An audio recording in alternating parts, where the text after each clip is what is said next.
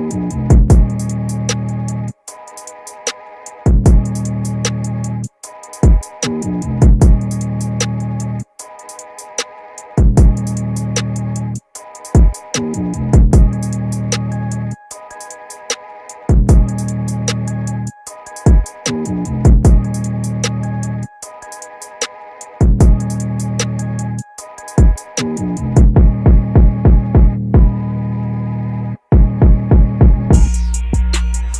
yeah, we got him. Trey, Frazier, and Maestro styles, you know we got one. Right back like we left something. We don't duck smoke, we want all of it. So line them up, Trey sharp with the blade, you know we sizing it up. I'm quick to catch the fade, you know Styles making the cut. Cause we coming out clean every time that we showing up. It's gonna be called The Barbershop.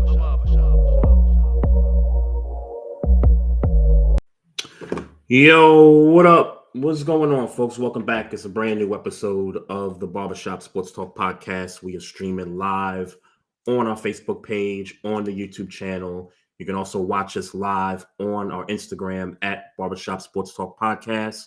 And also you can watch us live on our Twitter handle at Barbershop SPOR2. And also we're on Twitch too. This is the homie Trey Frazier, and I need to fix this name on here because I am not Maestro Styles. That is Maestro Styles on the other side right there. That is me, man. what's going on?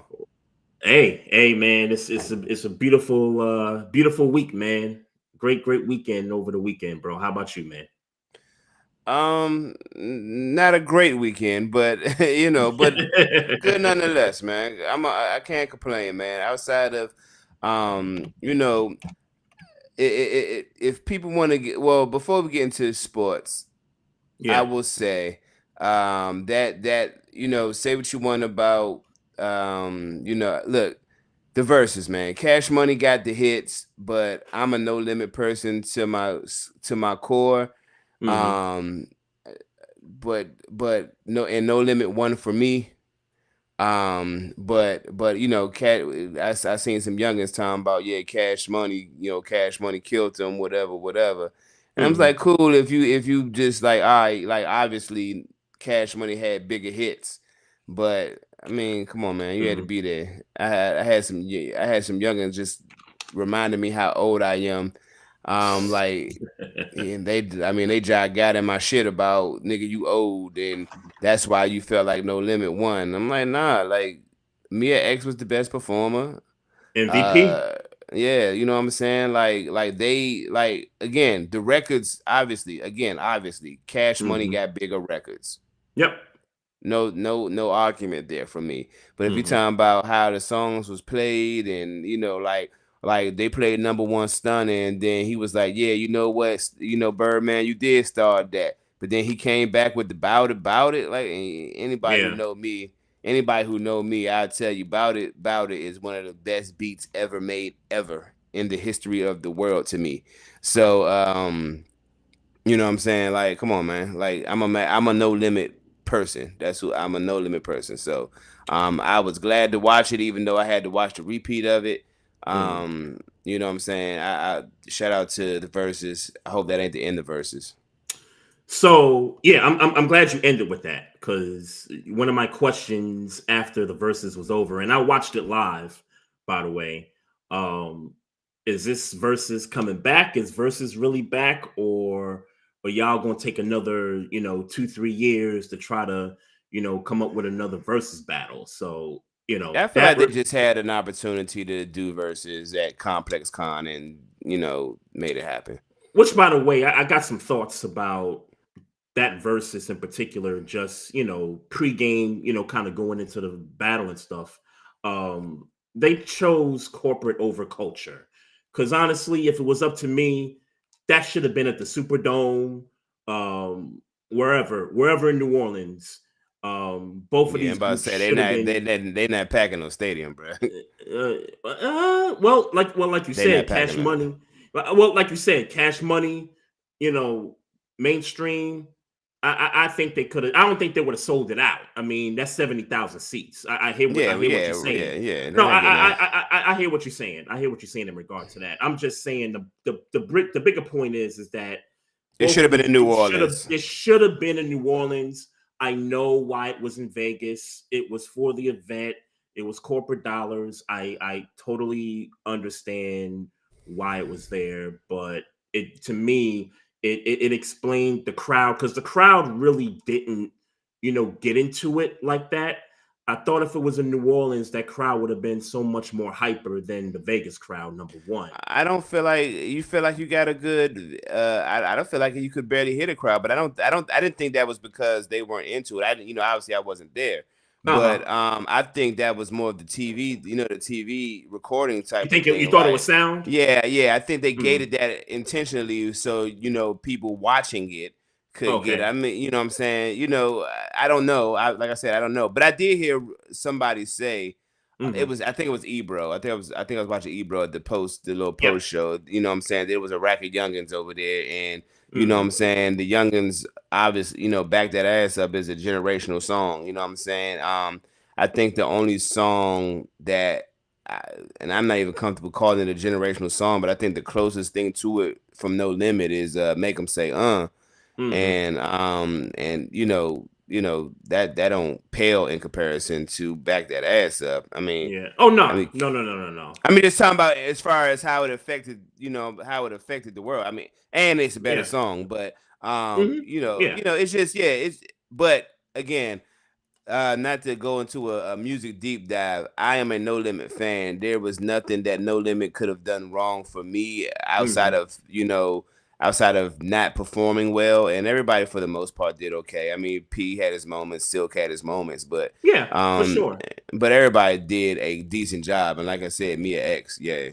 Mia X was the MVP of the verses, no doubt about it. And Juvie, I thought Juvie did his thing too. Yeah, Juvie did his thing. I think BG did his thing. I just think you could, but you could clearly tell, you can clearly tell that they have had public disagreements, and it showed on the stage. Yeah, for sure. I mean, and then Baby was not holding it down, by the way.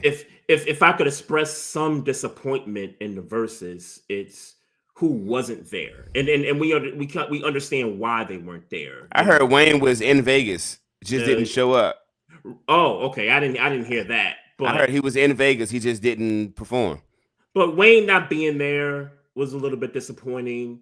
I understand Mystical's situation, him not being there. I think that would have definitely, turned up on the No Limit side for sure if Mystical was there. Love seeing Snoop Dogg pull up, for down for my niggas. Like I love Snoop pulling up just for that one moment. I thought he would have been sort of an X factor, but when you think about Snoop with No Limit, there's really only a couple albums that he could kind of play stuff off of. So, with Wayne, it's a much bigger, catalog of, solo stuff that he could perform if he was there. That part of it was disappointing to not see him pull up, but all in all, like you said, man, for me, No Limit won this thing going away, bro. I mean, I was keeping score. The first 10, 11 rounds. And then the other disappointment was that they had to cut it short and they started playing records, trading records back and forth and stuff like that. So that was the other disappointing thing for me, was that they didn't go to full 20. But, by that time, No Limit for me had already, won, 8-4. That's kind of how I scored it. Don't ask me, which records, won, because I didn't really keep a tally of, the versus stuff, but I didn't keep score, so I didn't keep score, so there's that. I just went off a feel, like I just went off a feel. I ain't into that. No, I just wanted to enjoy the experience. That's one of those. No, for sure. It was. I mean, No Limit versus Cash Money is definitely one of those. One of those things. Like the very first verses I can remember where I felt bad about keeping score was Jill Scott versus Erykah Badu. This was kind of that thing. It's like, bro, you can just enjoy the experience, man. Yeah, no, I got you. I got you. I guess I was excited for this versus. And look, if there was a versus to come off of a 3-year hiatus, it was definitely this one. I'm not Mm-hmm. sure because if you remember, a couple of years, 3 years ago, they did advertise that there was going to be a label versus coming out, and Yeah. it never came out. Mm-hmm. So and look, it was only going to be three different types of battles. If it wasn't this one, if it wasn't Rockefeller Rough Riders or Bad Boy Death Row, a combination of those, then I really wasn't rocking with it. So the fact that they came back off the hiatus with this particular matchup is a really great way to kind of get back into the fold of it, assuming that there's going to be some more versus battles coming up. I got And one if question. not, thank you Oh, for that. And if they never do another one again, thank you for that one because that was one of the ones I wanted to see. yeah, no question about it. One question for you: if they do come back, a particular versus battle that you're thinking about that hasn't happened yet that you want to see. That's easy. Puff versus JD, R&B. Hmm. Okay, okay. For me, Cuban Scarface for me. And I know they've done some records together, but I just think their styles and their music is very eerily similar in a way. If there's one I would look forward to, it would be Cube versus Scarface for me. Yeah, nah, Puff and JD and all R&B, no rap records, all R&B, All R&B, all put, R&B. putting a restriction on it. Yeah, yeah, all R&B. Yeah, nah. I mean, these are conversations that I've fleshed out, and I'm R&B right now. That's what I would want to see, Mm, R&B. that's what's up. That's what's R. up. Kelly, R. Kelly versus Chris Brown. All right, we moving on. we moving on, man. Gonna be dope show tonight, man. Our homeboy Mike Patton is coming back as a guest. Down in Nashville. Touring the AFC South is the podcast name that he's got going on. Also, works for the Sporting News. He's a writer for the Sporting News. Covers a bunch of games in Tennessee. So we'll holler at him in a few minutes and see what's going on in the AFC South this year. What he thinks about the Colts, rise. What he thinks about Jacksonville, and if they can somehow continue what they've been able to do through 7 weeks. I know they had a bye week this past week, but they got a game against Raiders, I think, this Sunday. So looking forward to that, man. Yeah, it was a great weekend, man. It was a great weekend in the AFC North. I know I know you can't say the same on your side, but look, man, there's a reason why you look at these sports betting commercials and folks talking about betting, and there's a story about that in the NBA, which we'll talk about with Mike also. Um, there's a reason why folks still got the Ravens as the favorite to win this division, man. It's a great, win for the Ravens this Sunday. And by the way, yes, I was wrong. If you're waiting for me to say I was wrong about Lamar um not playing on Sunday, then yeah, I was wrong. Look, they misled the fan base. Whatever, he didn't play. Huntley came in. How did they mislead the fan base? Huh? How did they mislead the fan base? Well, they said he was a full participant in practice on Friday, Okay. and then come Saturday, they changed the status, which they're going to be fined in some way, shape or form. Because if he was running a scout team, that means that they were supposed to label him as a limited participant in practice. Okay. So they messed that up. So the Oh, Ravens okay. I didn't they know. came out. Okay. They admitted they came out. They messed that up. The league looked into it. There's definitely going to be a fine coming down on that. I mean, I was right about him coming back to practice on Wednesday. I know we did the show last Tuesday. He hadn't practiced at this point, and I said tomorrow. I said Wednesday he will practice. He did come to practice. He was limited, I think, Wednesday, and then Thursday, Friday, he was a full participant. So, all those things led you to believe that he was going to go on Sunday, but Saturday came around and they announced it like first thing Saturday morning that he wasn't going to play, and that's when all the stories about what the Ravens were doing like behind the scenes, like some people were saying, because of the whole NBA gambling illegal thing that that took place last week, that people thought the Ravens was misleading with the messing around with the sports bettors and stuff like that, because that number went from like 6.5 to like 2.5 on Saturday. So yeah. Snoop, he did a great job, man. Snoop Huntley, he came in, did a great job. Derrick Henry touched the ball 21 times, ran a couple touchdowns in.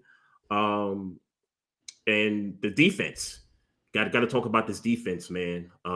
This defense is playing a lot better. And if you go back to the Rams game before the bye week, to hold them to 17 points, and I'll admit the Rams maybe made some mistakes of themselves in that game, but holding the Rams to 17 points, holding the Bears to 16 points, and I'm not suggesting the Bears was an offensive juggernaut, but they came in averaging over 20-something points a game, and we held them to 16 points. So that's what I wanted to see from this Ravens defense, this time around. So defense is trending upward, similar to last year around this time. Lamar Jackson's coming back to play Thursday night in Miami. The schedule softens up a little bit the rest of the way. Pittsburgh is looming early December, I think that is. Yeah, man, it's a race. It's to me right now. It's a legit race for the AFC North right now. Yeah, I mean, look, I love to talk trash in the AFC North, man. But I mean, I'm not gonna sit here and act like I feel like Pittsburgh is killing. I can't. I'm not gonna sit here and act like Pittsburgh is killing right now. And this Packers game is just another reminder of we are just a middle of the pack type of team. You know what I'm saying? I'm going to enjoy being on top of the North for as long as we're on top of the North, even if it's until the end of the division. But I'm sorry, the end of the season. But yeah, I am very, very, very, very, very numb to this type of performance from the Pittsburgh Steelers, and it comes down. Look, we were doing all the right things, running the ball, defense was playing well, and it seemed like the second Deshaun Elliott gets pushed as get well soon, by the way. Yeah, he gets pushed on an offensive pass interference. That second big catch that Kraft had, and then the very next play he's injured, and you know what I'm saying. And it seemed like everything kind of went downhill from there. We had a blatant defensive offsides call that they didn't call for whatever reason.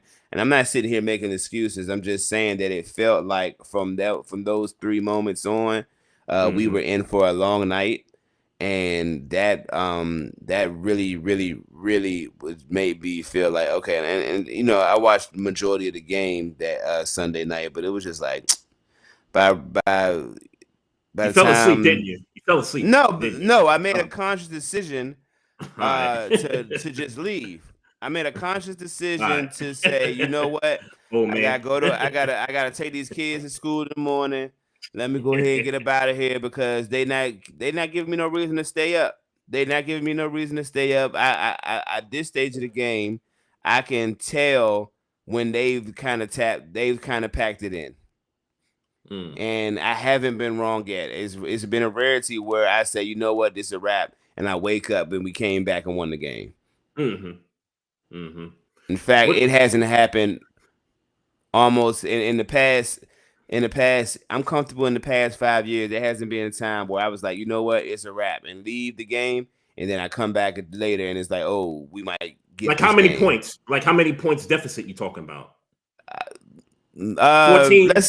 Well, let's say 7, but you can feel the momentum though. Let's say 7, but you feel the momentum, or 10, but you feel the momentum. Like you can Yep. feel what's going on, and it's like they packing it in. They now all of a sudden Jordan Love is throwing, like now the running game is kind of opening up a little bit. Like these things are starting to happen, and it's just like, all right, bro, let me go and get up out here, go to sleep, man, because I value my mental health. Yeah, that's crazy. Yeah, And man. I'm watching the game, and I brought up DK Metcalf last week with with the lack of effort on that catch that he ended up losing and getting intercepted by against Cincinnati. And he had another moment on Sunday. It was the penalty that he for poking somebody in Oh, the poking somebody. Yeah. Like yeah it's just yeah little stuff like that. Cause you can't, bro. You can't get those types of penalties. DK Metcalf been in this league far too long. He knows he can't do that shit. Cause I mean, obviously, I don't know what's being said to him on the field, but it's being said to you. yeah And meanwhile, you got to respect that. I think the cornerback name was Valentine. I won't go as far to say Valentine was locking DK Metcalf up, but he was definitely getting off in situations where normal cornerbacks wouldn't get that off. And so it's just like, yeah bro, like you are directly being challenged, and as opposed to playing football, you want to poke people in the eye. And this is a winnable game if y'all just get y'all shit together. So it's just like hey man, I'll tap out. I'll go get some sleep, man. I'll get sleep. I love the shit out of sleep. I value sleep. yeah. I Well, surprised you didn't tap out earlier in the game. Nah, I mean, nah, nah. Again, we were in control of the game mid third quarter. I'm telling you, I'm telling you, I watched it go downhill the second Deshaun Elliott got pushed, and they Yeah. got that 50-yard catch, and then that next play he got injured, and then Yeah. all of a sudden, it wasn't even Josh Jacobs, it was their second running back that was opening it up, and I'm like. Y'all put all this work into lock down Jacobs, and then you gonna let this random nigga come in here and start cooking. Like I was done. Yeah. Hey, shout out Tucker Craft, man. That dude was Yeah, he cooked he us, was having but he cooked himself. us. But he cooked us on again one play. I don't remember the first long catch, but I remember the second one because he pushed Deshaun Elliott. He clearly pushed Deshaun Elliott, and it should have been an offensive pass interference. But cool, whatever, it happened. And you know what I'm saying? It's just like, bro, like, yeah, man, I'm not feeling Pittsburgh. I'm not feeling Pittsburgh. And forgive me if I'm a little underwhelming in my delivery because I'm tired of saying it every week. Like even in a win, it's like glad I got a win, but we don't look good. We don't look. It looked crazy. It 30, don't look 30, good. another 30-point game by the defense. Yeah, it don't look good, man. It don't look good. Yeah. Yeah, let's all right, we got the homie right here. Let's bring him in here.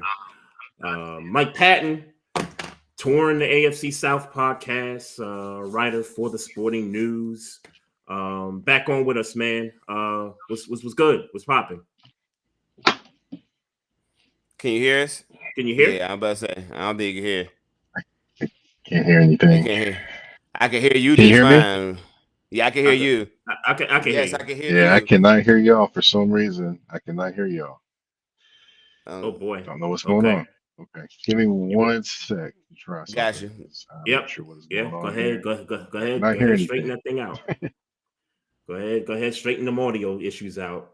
It's funny because we talking to him like he can hear us. I know, right? I know it's crazy.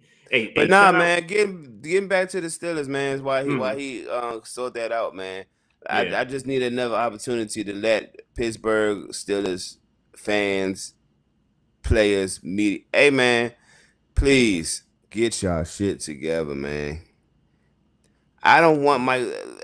I hate that we gotta keep doing this every. What, the Mike Tomlin conversation? Yeah, man. Because it is, as much as I don't like that it's a real conversation.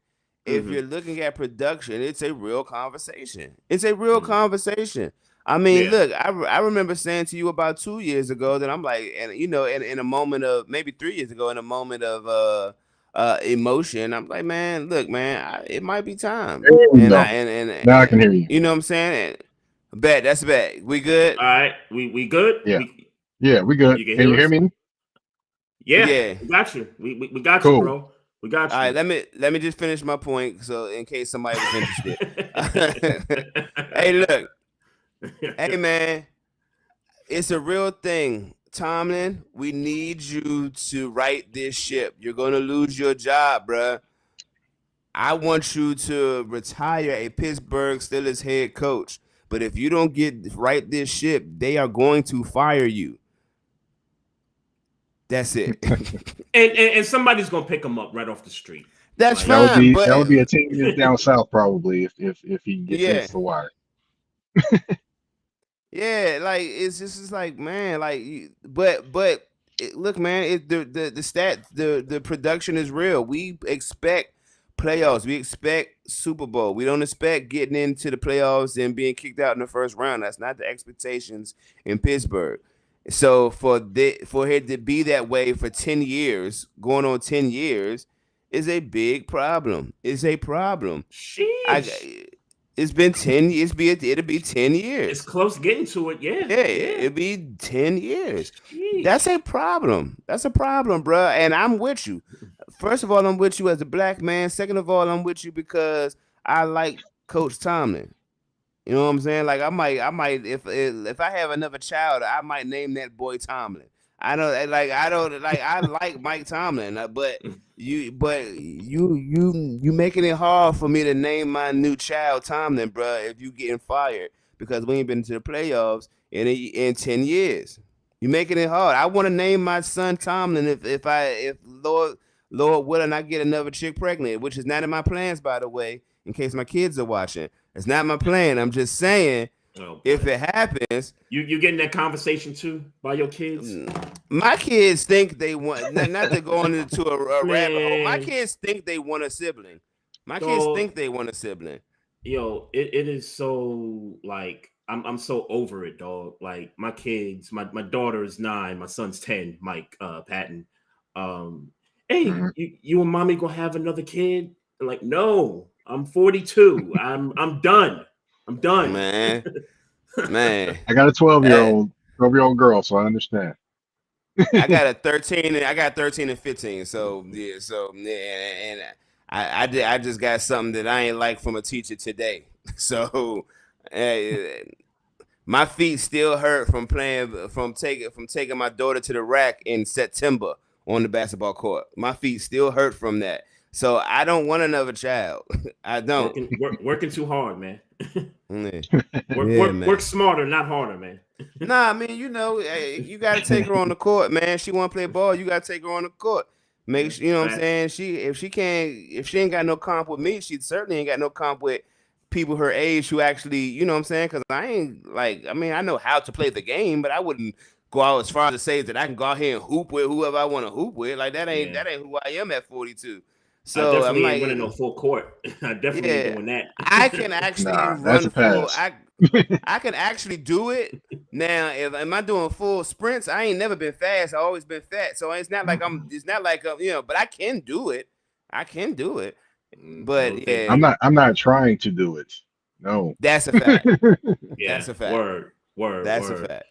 Mike Patton, what's good, man? How's life been treating you? Life's been going well, and I'm pretty sure that Maestro's probably not aware of this, but the Steelers traded for another safety, and he's from the New England Patriots, and it's Kyle Duggars. So Kyle, you have a new safety yeah. to add to your Hmm. room. Yeah, and I'll be honest with you, that didn't move the needle for me. That didn't make me happy. I know he's It's a pretty not career decent safety. acceptance. Yeah, So but I hey, say I there know you he's a go. pretty decent. I know he's decent, but he doesn't move the needle for me because we got bigger issues. We Well, got trust bigger me, I know. issues. One of them's from Nashville, and he's not the same corner he used to be. Man, listen. Man, listen. And you look, man. Look, both of them. To be honest with you, I mean, at least Ramsey is willing to go down and get dirty with it. But my other man's, God bless him, because I thought this was going to work out. But we can't keep hiding Darius Slay, man. We can't keep hiding him. He is getting exposed. Yeah, it's the man-to-man stuff that keeps Yeah, burning y'all up. It's Yeah, right. that it's yeah. It's almost time for Ramsey to, and I will say this: Ramsey actually went to my high school too, so there you go. Hmm. But it's almost time for him to do a Charles Woodson and move to the safety position Yeah. full time. But the problem is, I think both of them would probably better serve moving to safety. So we Not only Slay. got space. Oh, yeah, not yeah, Slay. Slay's not. Yeah. Slay can't do that. I know I he don't think Slay can't can do do it. that. I'm just talking about age-wise. Because you're not covering nobody. You ain't covering nobody. Yeah, they're gonna have a bunch of safeties on the roster. Yeah, safeties Similar, are us. Man, similar to the Ravens, bro. we still got Jabril Peppers on our team right now. Yep, you got both starting safeties at the beginning of the season for the New England Patriots on your roster. Is he getting any burn? Am I missing Nope. something? Jabril Very little. Okay. I don't. Okay. He's been there for 3 weeks. I'm confident that he hasn't had 30 snaps. Okay. Nope. I don't know that for a fact, but I'm confident. I'm like, He's been special as in special teams, basically. Yeah. Mm-hmm. Crazy. And you'll spot him out because he got that Guardian helmet on, so he ain't hard to find. There we go. You just don't see him on the field. But before we wrap up the AFC North, I do got to shout out the Jets because they did everybody a solid. Maybe not Pittsburgh, but they did some teams a solid in the division, man. That was a bad loss for the Bengals if they trying to make a run at the division also. And Flacco, for what it's worth, that dude hasn't turned the ball over since he's been in Cincinnati. 2 games. Yeah. Which is 3 games. 3 games. Okay.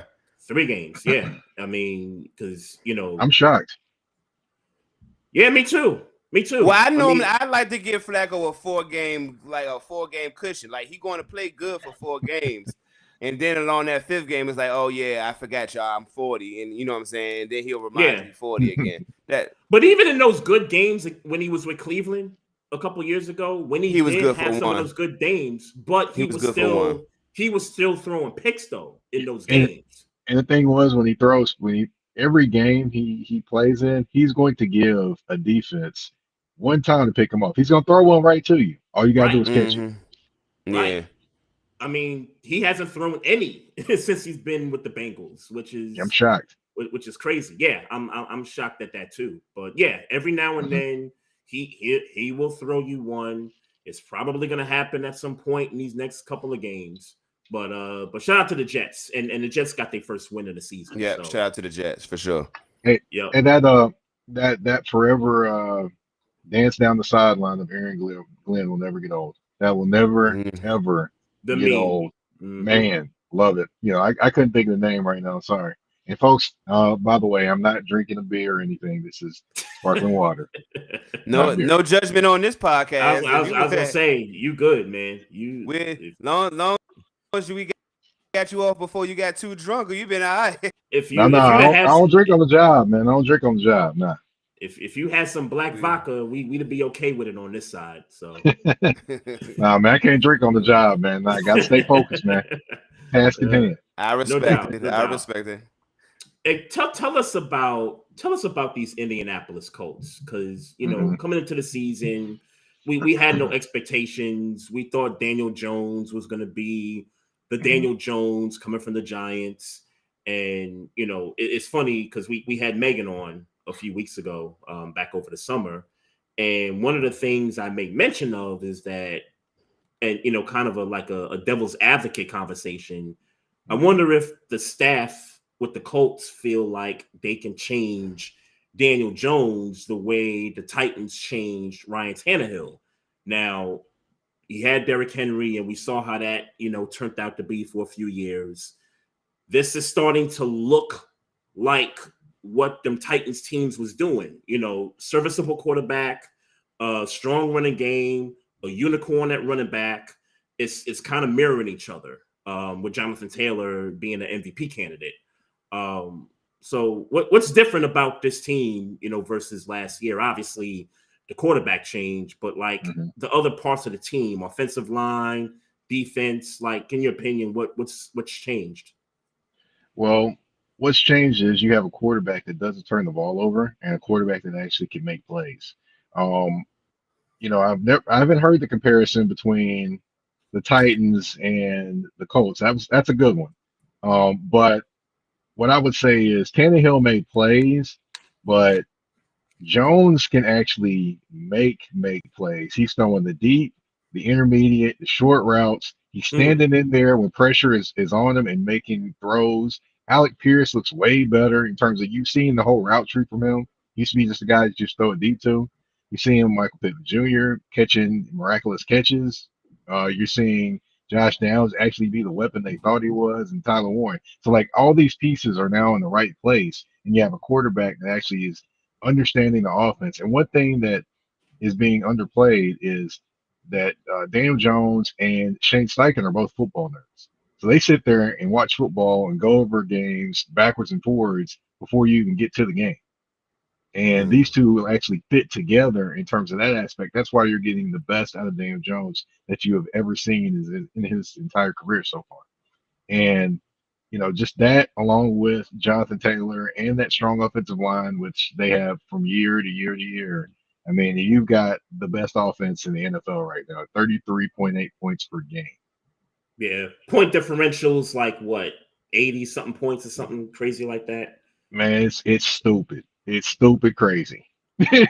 Yeah. So, what in your opinion, mhm. I said that this team is an AFC championship game contender. Where do you see this team ceiling at?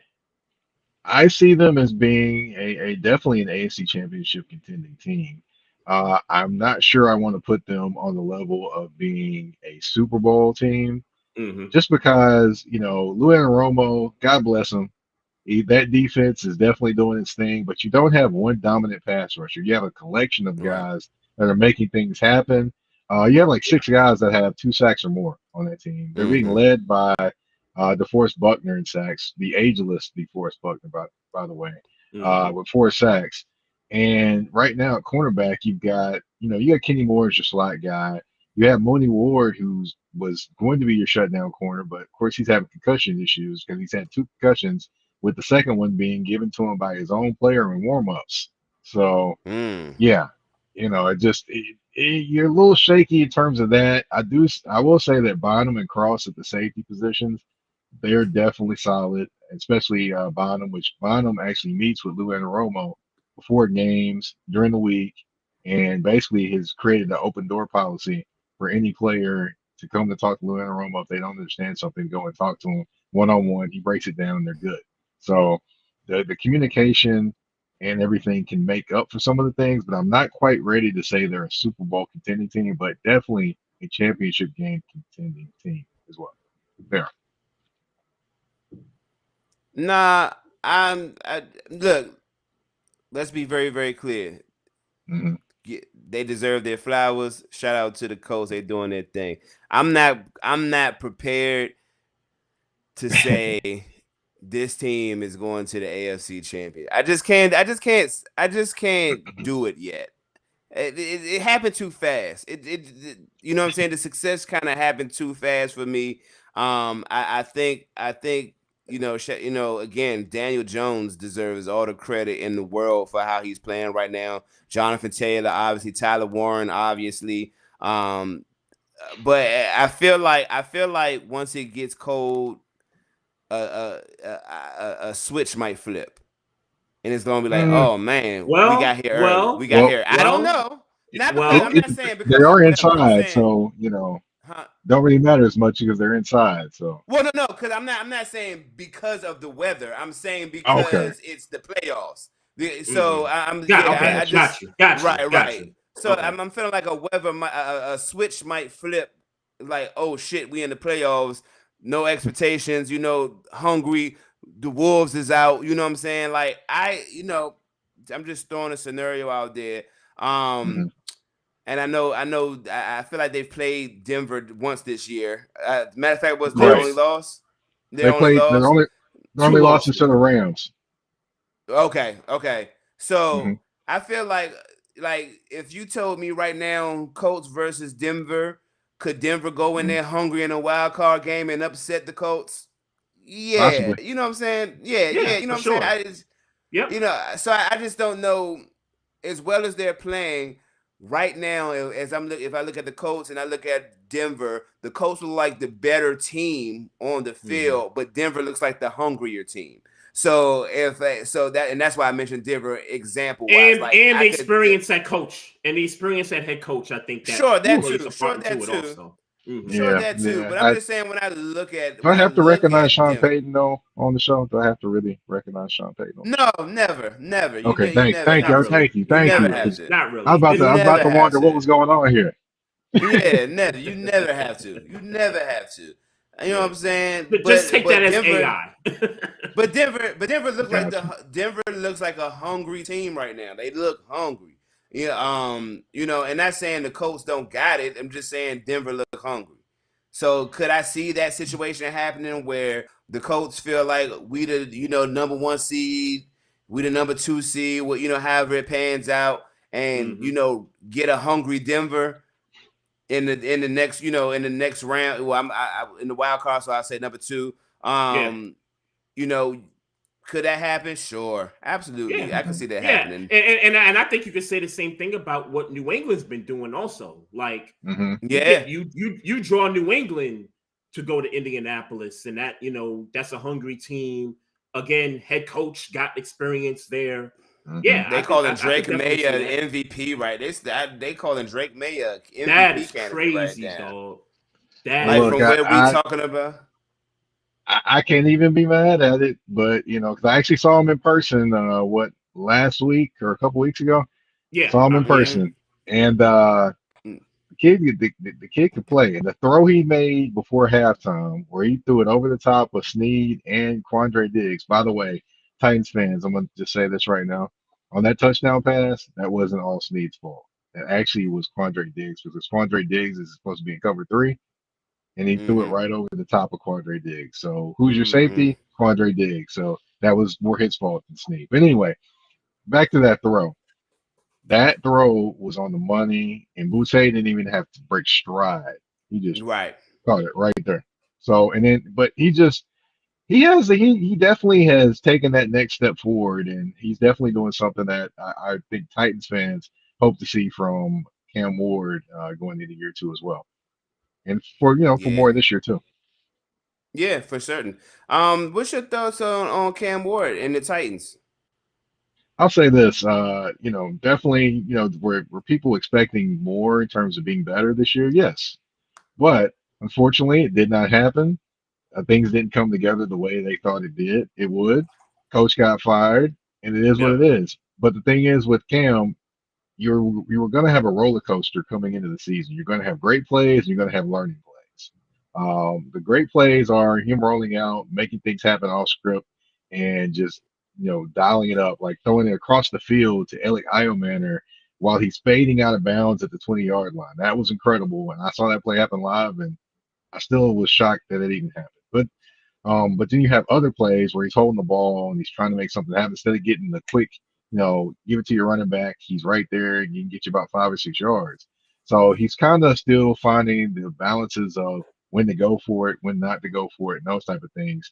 All the while getting used to the young pieces that are around him. Like, to be honest, they have 4 young pieces on offense in terms of skill position players that I'm very interested to see how, or three, I'm sorry, 3 young pieces that are around them that are I'm very interested to see, which that would be Gunnar Helm at tight end, Elk Mm-hmm. Manor at wide receiver, and Mm-hmm. Chim DK. All 3 of these guys have shown the ability to make plays and get in the end zone as well. And the crazy part is all those guys are going to grow together as rookies.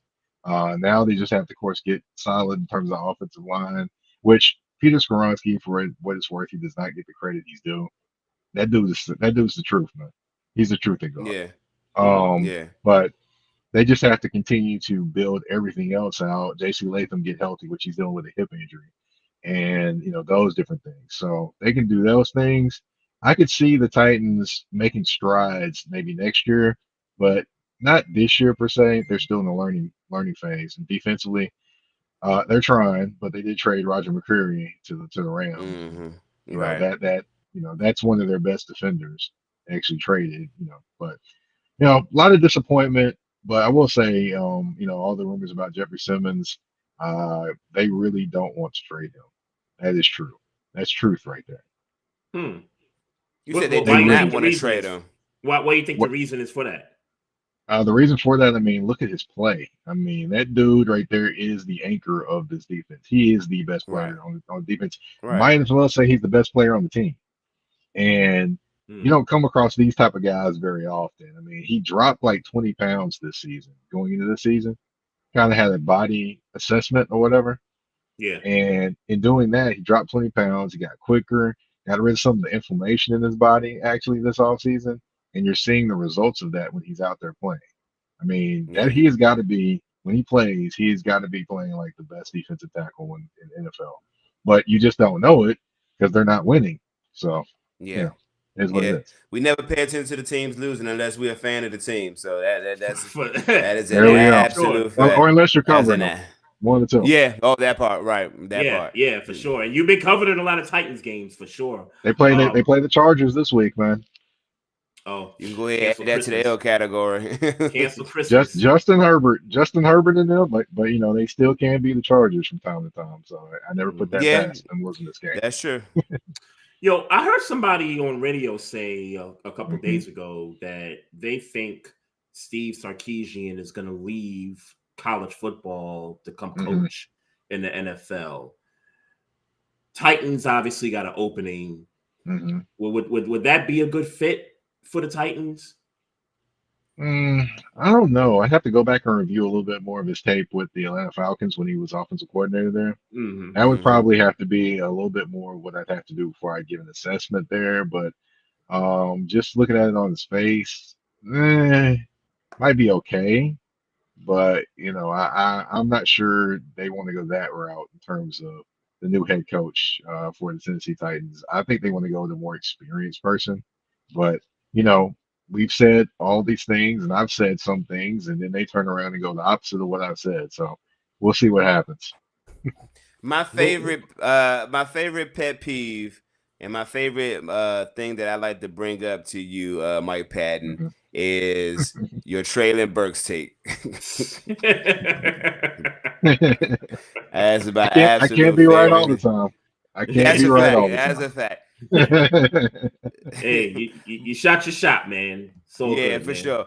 Hey, But wish list for and obviously I'm not. Obviously, you're not. We know that you are not a Titans fan per se. But wish list for a coach based on as you cover the team. What would kind of be their wish list if you were if you had some say in the game? Well, I've had some say. Honestly, with the Titans, they haven't had very much success with offensive coaches. They've been pretty terrible hiring offensive head coaches. Actually, with two defensive head coaches, and Jeff Fisher and Mike Vrabel, they've been incredibly successful. So that would tell me I need to hire a defensive head coach. I know it sounds strange with Cam Ward, the number one overall pick, as your quarterback, but hey, it could happen. To me, if ever there was a time that Mike Tomlin would ever not be there, yes, I would back up the Brinks truck and say, hey, Mike Tomlin, come down south, command our team. We're good. But, that probably is not going to happen. So I would say, I don't know, man. That's not going to happen. I don't even see it happen. But as far as next one, I would say Brian Flores, I would give him a run. Also, that's a good one. But if I bring Brian Flores, I'm gonna throw a kicker out there, this is going to be, you're probably gonna think this is absolutely crazy when I say it. If you bring Brian Flores here, you got to bring Mike McDaniel as the offensive coordinator. I'm actually not mad at that. I'm actually not mad at that at all. I can see that. I'm not mad at that at all. As a matter of fact, I think everybody should know, in case they didn't, that Mike McDaniel is probably just going to be better served as an offensive coordinator anyway. He's not a head coach. Maybe not right now. Maybe he develops into it one day later on in life. But right now, he is not a head coach. In my opinion, he's an offensive coordinator. Well, I for, I'll give you another guy too that probably will be considered.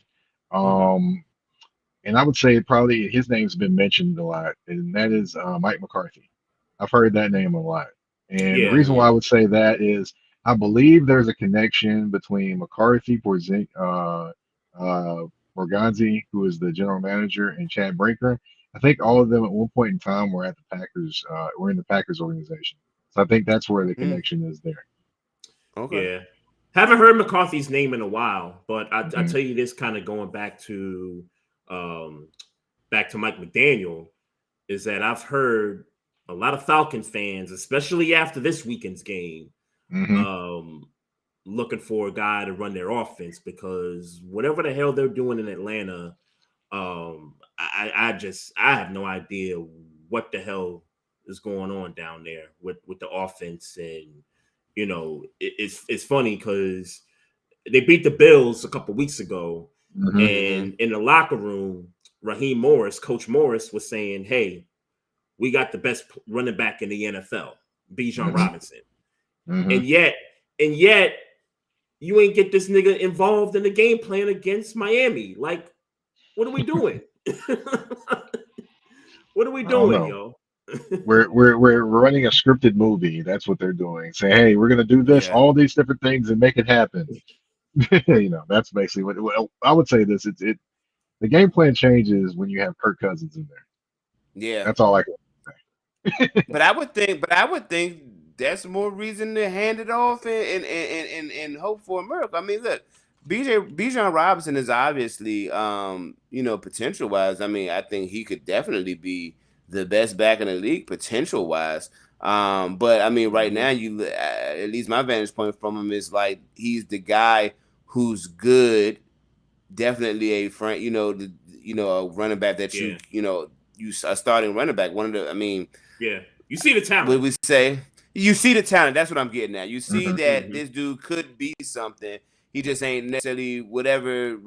Maybe it's the bad team, maybe it's the offensive line, but it hasn't just been put all together. He's had flashes where it's like, oh, I get Hmm. it. I get why you draft him as a top 10 Hmm. draft pick in the first round. I get it, but it just hasn't come all the way together yet. And so I mean, I don't know. I agree with you, Trey. It's definitely a lot that needs to be discussed, and they need to bring somebody that know what to do with that man before you waste another 2 years of his career, and you got to pay Hmm. him running back, big running back money because of what you believe you gonna be able to pull Yeah, out of him talent wise. yeah. I Running mean, I back believe he's receiver one of money. them already. Yeah, that part, that part. Mhm. Yeah, for sure. Nah, yeah. I guess moving on in the AFC South trail, that's cool with you. Yeah, yeah. Um, I was gonna go and uh, talk Jacksonville the Jaguars and see. oh, Oh you want to boy. talk Oh, Jacksonville? this You my want to fun talk topic. Jacksonville? Yeah. Okay. Well, let's get to the fun then. Let's get to the fun. Let's talk Jacksonville, man. What's going on with the Jacksonville Jaguars? Can they keep this train rolling? Are they a playoff team? What's going on with the Jacksonville Jaguars? Well, they don't want to see the NFC West right now. I'll tell you that because they just lost to the Seahawks and then turned around and lost in London to the Rams. So that's first thing. Mm, Mhm. Second thing is with the winning that they were doing, especially the win over the Chiefs. Mhm. It was the win was how they say wins are like the ultimate deodorant over things. Well, they were mm-hmm. ultimately the ultimate deodorant Mm-hmm. over them being clunky offensively until they actually Yeah. really counted because they have ups and downs offensively and they're still trying to figure out Liam Yeah. Cohen's offense, and especially Brian Thomas Jr. And that wide receiver core, they dropped the ball a lot. Now, I Mhm. will say all of it isn't on the wide receivers. It's a collection of things. It's on the wide Yeah. receivers. It's And on Trevor quarterback. Lawrence. It's Mhm. on the offensive line. So everything happens all throughout the game. So it's on a lot of different people there. And then defensively, they are a defense that is becoming known for being opportunistic and not solid. So Mhm. with Yeah. that being said, and Yeah. throwing those different things out there, I'm not sure they're going to make a playoff run. They have the pieces to do so, but Yeah. can they become more solid and more efficient offensively? can they become a defense that actually shows up each and every week? And the thing also, let me give you this number. It's point 0.5. Mm-hmm. You know what that number Yeah. is? What's that? That's the number of sacks that Josh Hines Allen has this year. Point 0.5. I forgot his name What's was that? Hines Allen. Yeah, that's it. And Yeah. Trayvon Walker is No. out with a wrist injury right now. So Right. his Right. tag team partner is out, but still, point 0.5 sacks. They're paying you a good bit of money to be the man. Yeah. Come on Right. now. Exactly. Yeah. No, I agree. Mm-hmm. I was saying it to Trey. I guess at this point, Trey, they was like 4-1 maybe, and 4-1. Yeah. Mm-hmm. yeah, and we was kind of having this discussion, are the Jacksonville Jaguars for real, and that type of thing. And Nah. I'm like, look, nah, I can't jack it, man. I don't believe that this team real. When I watched that dude fumble the ball, pick it up, and run in the red zone, I think it was against Kansas City. I was like, Yep, that's man, Kansas get City. that. Yeah. Get that bullshit out of here, man. This team is not real, bro. This team is not real, man. A win is a win every day of the week. So I ain't never going to shit on a win. But you are not going to sit here and have me look at this team play and tell me that this team is a team that you trust in the AFC playoff picture. I don't trust it. I don't believe it. The Colts are right there. And the Texans, and I guess the Texans is another conversation. But Mm-hmm. Oh yeah, I got plenty of like stuff to you, say about them. yeah, because they come off this win against the 49ers, against your team, and Hmm. quality win. Everybody wants to win against a team of that ilk. But it's like, was it a flash in the pan, or do we think the Texans figured something out and they about to flip a switch and be the team that we believe they could be when Stroud was there and Nico was 2 years ago. Crazy part is they won this game without Nico Collins. Yeah, yeah, that's a Mm-hmm. Yeah, he fact. wasn't even playing. That's a But fact. Yeah. Yeah. Yeah. so you want to go ahead and talk about them, or do you want me to continue to dig on the Jaguars? Because I definitely can. No, well, if you feel comfortable to dig into the Jacksonville Jaguars, we are always here for slander. And if we find a place where we can jump in there and help you twist the knife, we're always for that. We love negativity here on this Hmm. podcast. So Well, by all means, no, go ahead, dig, man. the Jaguars remind me of a roller coaster because they're always up and down. They always Mm-hmm. are, Mm-hmm. and Yep. their quarterback is always up and down. Now, I know plenty of people at 1010XL. Hello, I know y'all probably see me out there, but I know that's the main radio station in Jacksonville, and I got called Mm-hmm. everything but a child of God when I told them about Trevor a couple Yeah, years back, and they didn't like it. But the thing is, Trevor has to be more consistent. I know he's had different offenses. I Yep. know he's had this happen, that happen. You know who else has had different offensive coordinators too? Baker That would be Mayfield. Baker Mayfield. yeah, Exactly. And he's doing just fine. So at some point you got to figure this thing out because it can't be, oh, I didn't have this or I didn't do this or Yep. the receivers are dropping the ball, which I get it. The receivers are dropping the football. Mm-hmm. However, when you have a fourth down play and you're rolling out to your left and you have to get maybe like 12 yards, does it not stink in your mind that maybe I want to sit back in the pocket and let my wide right. receivers get open, not run Mm-hmm. past the line of scrimmage like I'm just going to all of a sudden stretch like Michael Jordan in Space Jam and make the first down? No, no, you're not going to do that. And then another instance, I'm watching the Chiefs game. He has those moments in the game where it's almost like, did he really just do that? Yeah, Like Mm-hmm. on one play, he's running and it looks like he's going to run. He runs past the line of scrimmage and then he throws the football. I'm like, hold on, Yeah. man. I know you got more presence than that. So I yeah, understand, Yeah. everyone talking about things about him and saying he's on these different coordinators and the wide receivers dropping passes and all those different things. But ultimately, they are paying you to be the man. yeah, So at some point in time, you got to become the man, or you're not going to be the man.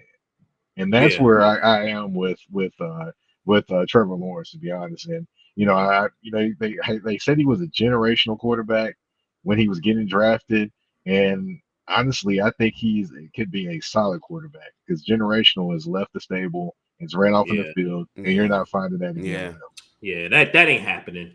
Nope. But I got a comment and a question. Well, Mhm. I'll start with the question because I think Etienne is a pretty good running back, right? And he had a good start Mhm. at the beginning of the season. Like, why can't they get this running game, more involved as a part of the offense? Because I feel like Mhm. you could definitely go play action off of that, right? And Oh. I think he's Mhm. got the tools to be an every down back. It's like, why don't Mhm. they incorporate that into the offense? That'll help Trevor Lawrence, be a better passer, in my But opinion. oh, it will. It will definitely. But the thing is, you got to have consistent offensive line play.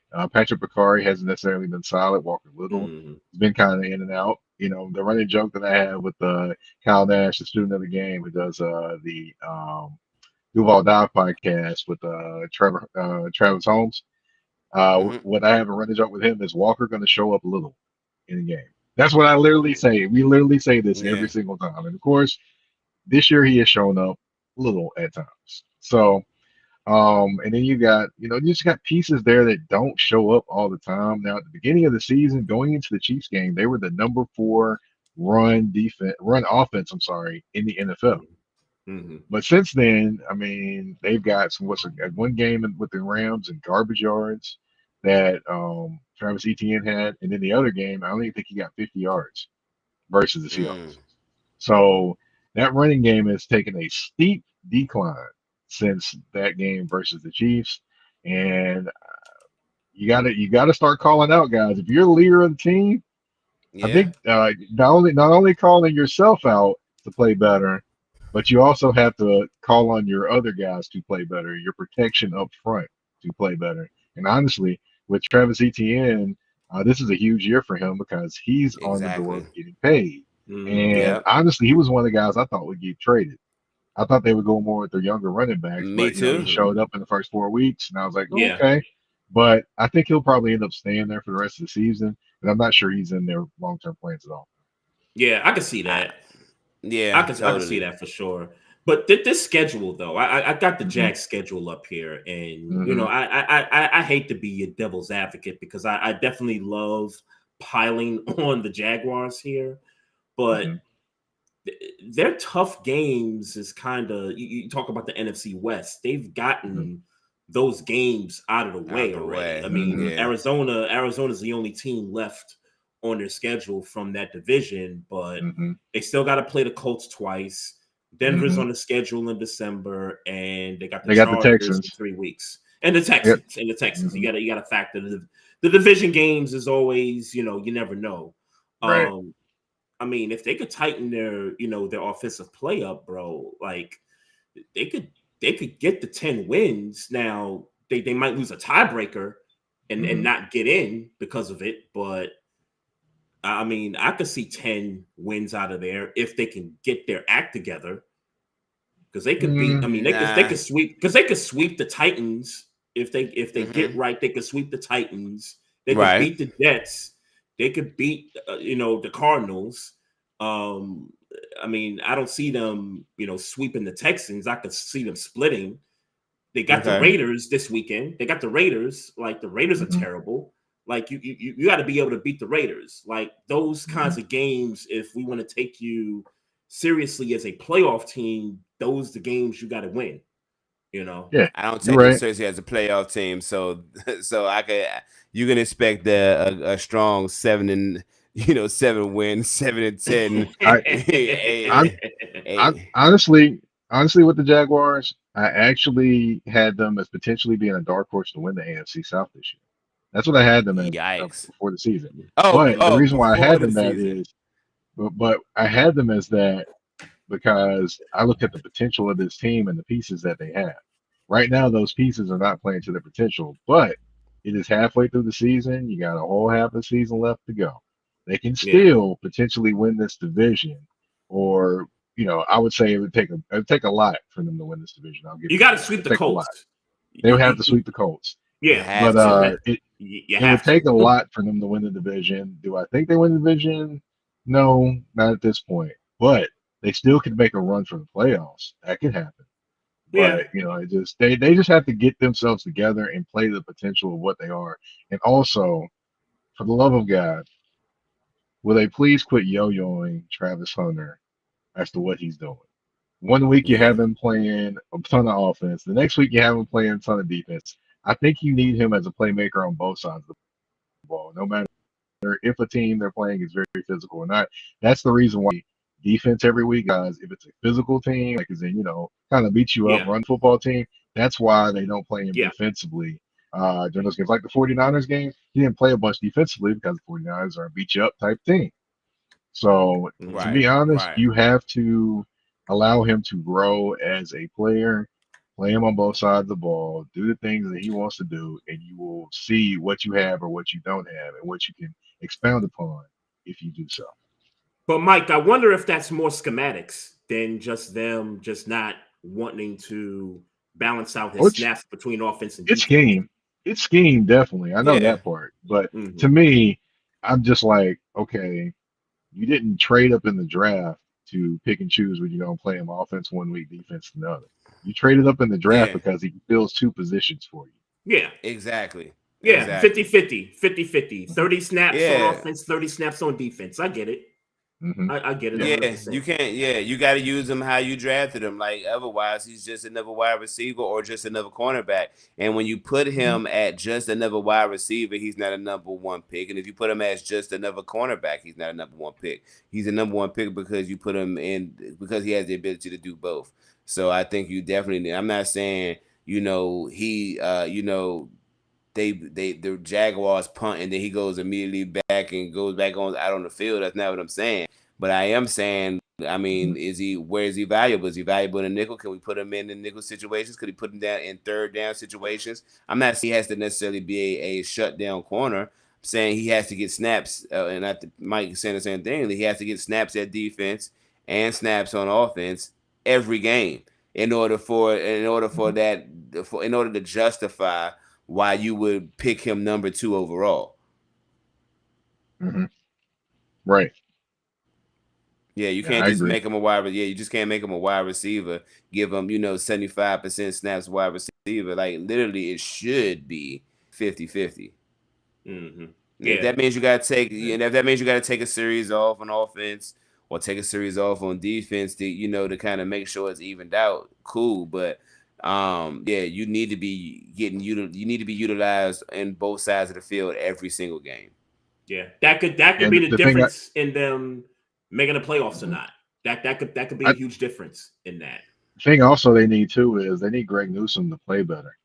I Yeah, honestly yeah, I liked the trade what they made when they traded Tyson Campbell you to the can't right. Browns for Greg Newsome. I was like, okay, cool, this is a good trade. I like Mm-hmm. Newsome. He's a sticky corner and he makes plays. So far, it just seems like he's off rhythm with that defense, and it looks like Tyson Campbell I is was taking it came in personally. smoking. Taking Yeah, it like he personally. came. Yeah, for sure. He came in smoking immediately. Like he started. I think he started against Pittsburgh, and I'm like, damn. Like he came right in and got to work. Then Miami Dolphins, he picks off a pass and runs it back. I was like, hold on, who is this guy? Yeah, This guy had no hands in Jacksonville. I mean, he had Mm-hmm. interceptions hit him literally in the hands and not catch Yeah. him in right. Jacksonville. They had a interception watch in terms of games going with Tyson Campbell. Yes, and I'm no Mm. lie. They had a interception watch in terms of games he had gone without an interception. Yeah. To put a bow on the Jacksonville conversation, they got quality wins over the Hmm. 49ers, over the Hmm. Chiefs. You can't take that Mm. away from them. They, Right. they gotta play better down the stretch here. It's funny. After they was getting blown out by the Rams a few weeks Hmm. ago, and all on my timeline, you see 49ers fans and Chiefs fans saying, yo, why the hell we lose to this team? Like how we lose to these guys? And it's The like, ultimate Jekyll and Hyde, man. The yeah, ultimate. yeah, for sure, man. Talk to me about the Texans. Hmm. Do they have a chance to kind of get back into this AFC South race? Well, they have a chance. Of course, anytime you have CJ Stroud and Nico Collins, those are a dynamic quarterback wide receiver combo. You have some young guys in Jalen Noel and Jaden Higgins, as well as Dalton Schultz as your tight end. Just a matter of if that offensive line can actually hold up. And the thing is, the last couple of weeks, they kind of actually have. So, they're maybe trying to figure out some things. I still don't like the offensive coordinator scheme and how he schematically does things. But hey, that's just me looking at it from the outside in. Maybe they found something they're comfortable with. But here, I'm going to read you off their schedule in their last 6 games, or 5 of the 6 teams they play in their last 6 games. Mm-hmm. They've got the Colts 2 times. They've got the Two Bills. losses. They've got the Chiefs. They've got the Chargers. They've got the Broncos. So 4 or 5 of their last 6 are against the Chargers, Colts, Chiefs. Damn. Nah, that's a little rough. This season up. They'll get a couple. They'll get a couple wins out of that stretch, though. They'll get a couple, I think. I'll say this: if they beat the Bills, the only way they beat the Bills is if they run the football at them. What is the issue they've had? Running the football. Right. So there you go on that one. Right. As far as the Chargers, I'm not sure that one. The Chargers are kind of battered and bruised right now, so it depends on what happens when they see them. They got their left tackle back. They did there, but I'm talking about just defensively. Derwin James is out right now, so that's a big one. And then Broncos, they face them pretty soon. So this weekend. Patrick Surtain is not healthy, so that's not good. That means Riley Cooper is the #1 corner for them. That's gonna be fun.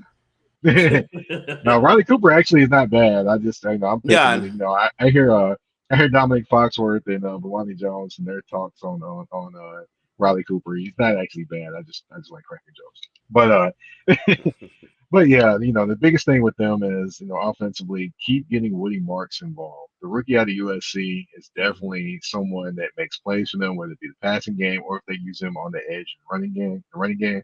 Mix him in there with Nick Chubb, and you got a few things going on. Now I will say there's a forgotten man in this rotation. And he's been out all year, and his name is Joe Mixon. I don't see Joe Mixon coming back this year. And I tried to tell people a little bit before the year. I was like, I'm not sure he's coming back. From what I hear, it might be over for him this year. That's crazy. But basically he hurt himself. Yeah. I think he hurt himself working out during the offseason. And since that happened, you have not seen Joe Mixon at the really around the team. So take that with what you will. They did pay him a 3-year extension when he got there in Houston, so he's going to be around. Yeah, but he's not probably going to be around this year. And another name that's missing out of this rotation is Tank Dell. Now, is Tank Dell going to find a way to get himself on the field at some point this season? It would be. From what I've heard, it would be either late this season, if at best, if it was to ever happen. But from all indications, don't see him getting on the field this year. Because that injury happened last December. It happened in the playoffs first. In the playoffs, it was either in the playoffs or it was. It was before, right before the playoffs. It's versus the Chiefs. It was the regular season game. Regular season versus Chiefs. City. Yeah. Mm-hmm. Yeah, you're kind of right with that timetable because those take about a year, to really. And he did a lot of damage to his knee. It wasn't just a torn ACL; it was all kind of other damage. And this is the same.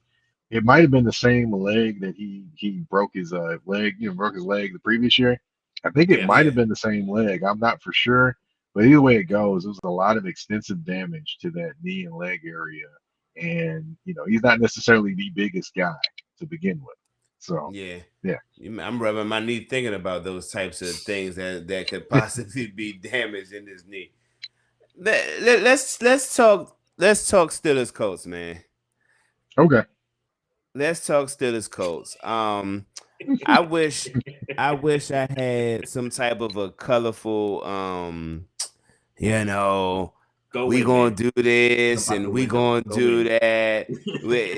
Come on, I'm trying to talk myself up, Trey. I'm trying to talk myself. You want me to talk them up? You want me to talk them up how they can win? Look, yes, that's what I want. Let me see. Okay. Let me see if Mike can talk me up to get excited about this win, as I'm still numb from the loss on Sunday. Biggest thing is you got to take one thing away from the Colts offense. You can't let them pass the football all the time. You can't let them run the football all the time. So my biggest thing I would say is, Patrick Queen, this is your game. Step in that gap stop Mr. Jonathan Taylor. If you can do that or make him kind of think about it once or twice, then you put the game on Daniel Jones's shoulder. But then again, we saw the Steelers have had troubles in the pass defense area as well, and the Colts do have multiple weapons there, and that isn't even including A.D. Mitchell, who got to step back on the field a couple weeks ago. So, yeah, it just to me. So thanks for nothing, Mike. So thanks for nothing. Here, hold on. I did give you a little glimmer of hope. Now you got to stop the run.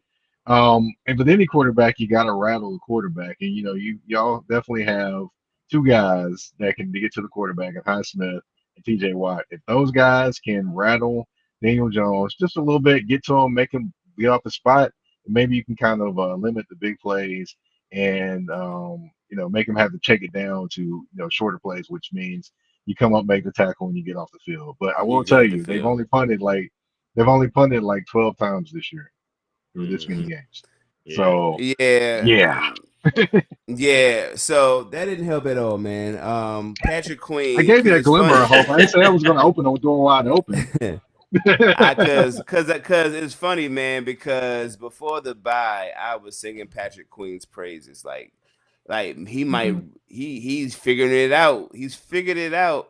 He looks Green different, dot. man. Yeah, it's not. It's almost like Baltimore knew something. Tried to tell you, man. No, you didn't. He left his heart in Baltimore. I said I dare y'all to put that green dot on his helmet. I dare y'all. You did say that. You did say that. Now he's out there probably thinking instead of actually playing. Right, exactly. Mm-hmm. Exactly. We got two good games from him this year. It was like, but he was doing everything. He was green dotting, but he was attacking. He was doing, and it seemed like off the bye he just went straight back to the nonsense. And when he's on nonsense, Peyton Wilson feel like he need to be on nonsense, and it's not helping us in the linebacker situation. Like I forgot that Peyton Wilson was on the field, to be honest. Yeah. He need guidance, man. Because I think under the right guidance, Peyton Wilson can be good. But I feel like he just running around here astray, and watching Patrick Queen do dumb things, and then feel like he need to do dumb things to help, do dumb things to try to help. Patrick Queen's dumb things was like, if you just stick to what you're supposed to be doing and let Patrick Queen do the dumb things, it's obviously it's going to be to the detriment. But now it's two of y'all out of position as people just running, doing whatever they want to do. I am so. I'll give you. Go ahead. You still done with them? You still done with them at this point? Yeah, and look. I didn't have high hopes. I didn't have high hopes coming into this season. I wanted Justin Fields, even though that don't look like that was a good idea right now. But I wanted Justin Fields. I didn't want Aaron Rodgers. He's not the one you have to worry about right now. Exactly. Mm-hmm. You know what I'm saying? But the guy that you didn't want is the guy that you're not worried about It's probably one of the more consistent players on the team right now. Like, he's going in and just if you can keep him upright, he does what he needs to do. Can I tell you what y'all not doing right now offensively? I would love to hear. That is absolutely bothering me. It's a couple things. You're not using Jonathan Smith to his ultimate capability. I've seen Jonathan Smith, and Arthur Smith should know this because he coached him in Tennessee. He should know, but you're not in Atlanta. In Atlanta too, right? Yep. Yeah, and in Atlanta. Mm-hmm. Yep, you're not using him to his ultimate ability. You could move that dude around like a Swiss Army knife. But I think you just got too many tight ends, and he's thinking too hard about it. Right. And then also, they've got to attack more down the field. If I see one more little screen pass to DK Metcalf, man, let that dude use his big body down the field. Please let him use that big body down the field, man. But also, you don't use the big tight end from Georgia. I cannot remember his last name. Washington. Yeah, Washington. They don't use him well enough to me either. I'm just like, man, you got tubes right there. Yes, they could be bullying teams. And the crazy thing is, Arthur Smith was an coordinator here when AJ Brown was here in Nashville. he used to create mismatches with Jonnu Smith, with AJ Brown, with all these different guys. He used to create mismatches and they would put up points. Now it's almost like he's forgot some of the mojo of the things he used to do, and he can't create those mismatches anymore. And I'm like, okay, what is going on, Arthur? Do I mean, I you? know you're a good offensive coordinator, but I have come a on now. theory. I might have a theory on that. I Uh-oh. already know. But I'll let you get your theory off. Aaron Rodgers. Yeah. Aaron Rodgers. I don't know. He want to run they offense are his way. I don't they are think Aaron very Rodgers wants clearly to. I don't think Aaron they're Rodgers wants to run this deep and collaborating. duck like this, though.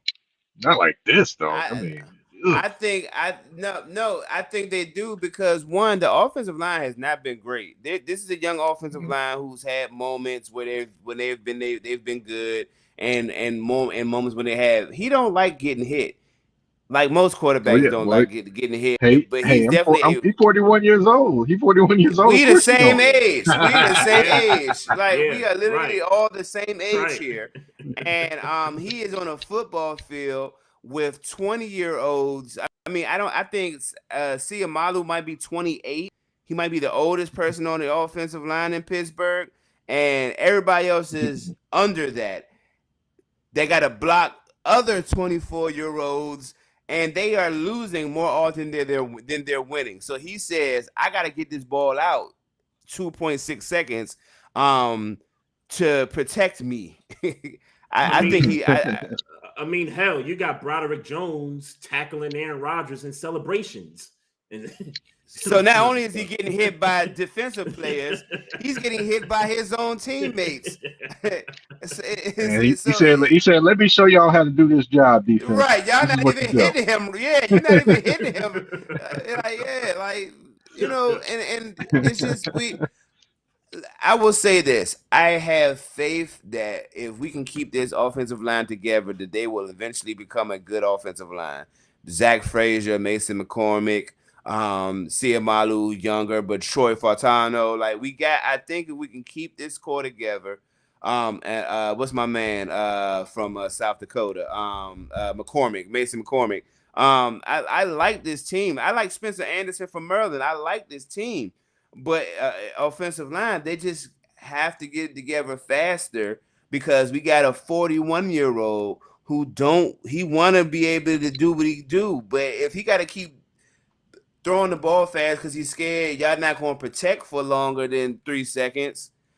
This is what we get. This is what we get. He don't have an opportunity. And then on top of that, man, I think most defenses know that, and this is no shade to Calvin Austin because I like Calvin Austin. He's a number 3 wide receiver. We need a number 2. Mm-hmm. Hmm. Roman We need Wilson a might be number a 4. 2. Right. I sat there and watch the ball hit him dead set in his hands, and they out here looking for a pass interference. And like, bro, it hit you in your hands, bro. I don't care. Or all sides to play. They looking for all sides. But whether all sides got caught or not, he threw the pass and it hit you in your hands, and y'all complaining about the offsides. How about you complain about the fact that the ball hit you in your hands and you ain't catch it? Yeah. And like, so Hey, I think Roman Trey, Wills. What's good? I think Maestro need to go to like his little quiet corner and like play like Yeah, man. some Tell Me the Wee Way, Try Jesus. Yeah. Yeah, No, go don't ahead and worry. play that, man. Play Don't that in worry. the Hold on. quiet No, corner, man. hold on. Because that was just the objective, Maestro. Yeah, give me I 2 know. seconds. Yeah, because now it's time. Now it's time to blow the motherfucking door off the hinges. Okay. I don't believe y'all wide receivers. I believe y'all have good wide receivers, but I think our corners can cover 'em. That's one. Um, I think that Cam Hayward, Derek Harmon, even Patrick Queen, even though I just talked all that shit about him, I think they wake up for Jonathan Taylor. I think they wake up for Tell them to eat their Wheaties. Tell them to eat their Yeah. I Wheaties. think Your that L line is I serious. know who I know who he. I get it. I get it. I think they wake up for Jonathan Taylor in that offensive line. Let me respect the offensive line too. Hey I Trey, can you think clip this part real quick? Because yeah, yeah, he might get to see this you again. you already know where I'm going, baby, because I did all that sadness and objectivity because as a podcaster, I gotta be objective sometimes. But once I get the bullshit out No, the you don't way, have to be. yes, yeah. Yeah, you definitely don't have to be objective. You definitely don't. Sometimes you got to be objective, but it's time to attack. I think that obviously that y'all are playing or the Colts, not y'all. The Colts are playing some of the best football in the league It was y'all, right man. now. But go ahead. I caught that too. Yeah, I think y'all are playing some. That's not a team. I ain't never gonna be a day. Trey knows this, and anybody that ever been on this podcast, ain't never gonna be a day man. that on this podcast, Maestro is gonna say somebody is gonna beat the Pittsburgh Steelers, and so y'all can clip it up, and I'll be like, how many points? How many points? Give me the Pittsburgh Steelers. I mean, I got to stretch for this one. Look, give me the Pittsburgh. You got Mike stretching. Oh God, never mind. Give me the Pittsburgh Steelers 27-24. I will say offense in the league. I can respect that. You thought I was going to jump out the window. I know what y'all thought. I know what y'all thought. If y'all beat the Colts, it's going to be an offensive explosion. If y'all beat the Colts, that would be. I hear you. Mm-hmm. I think Pittsburgh. I think Jalen Ramsey. I think the one thing. Him and Pittman gonna fight, man. Him and Pittman gonna fight. It hasn't gelled. Let's be clear. It has not gelled defensively for us. It has not gelled. Yeah. Like we are not playing good team defense. But I think we got enough dogs on our defense because we paid for it to wake up for this game. And I think we can hold the Baltimore Colts. I think we can hold the Indianapolis Colts. I think we can hold. You wish they were the Baltimore Colts. You wish they were the Baltimore Colts. You already know how I feel about the Baltimore Ravens. I don't give a damn what. That'd be a dub already. Give me the Pittsburgh Steelers 27-24 Sunday. Now, Maestro, I have a question for you. Yes, sir. You said the dogs you paid for. I just remember that part. You said the dogs you paid for. Now, are these dogs going to show up like Doberman Pinschers, or are they going to show up like Chihuahuas? I'm going to go with Doberman Pinschers because I know the Chihuahua is the bitch dog. So I'm going with. I thought you were going to have a better answer than that. I'm not a dog person now. I'm not a dog person. What you I thought you was going to say, because the Pittsburgh Steelers and their DBs have been playing dogs. That's what they will be. Hey, Trey, where am I from, man? Well, I don't even know what I know pit bulls. That's what I know from around here. I know pits. That's what I know. I don't know about no Doberman Pinscher. I know about the pits. I know about the Rottweilers. That's what I know. It could show up like Greyhounds, man. It could show up like Greyhounds. Dobermans ain't nice, I tell you that. Yeah. I know in PG County, we got a law where you're not allowed to have pit bull dogs, and they still all around here where I live. We believe in pits around here. And Cam Hayward, old pit. Jalen Ramsey, he old too, old pit. Patrick Queen, middle-aged pit. Derek Carmen, 31. Young pit. 31 is an old pit. Wow. In the NFL, it is.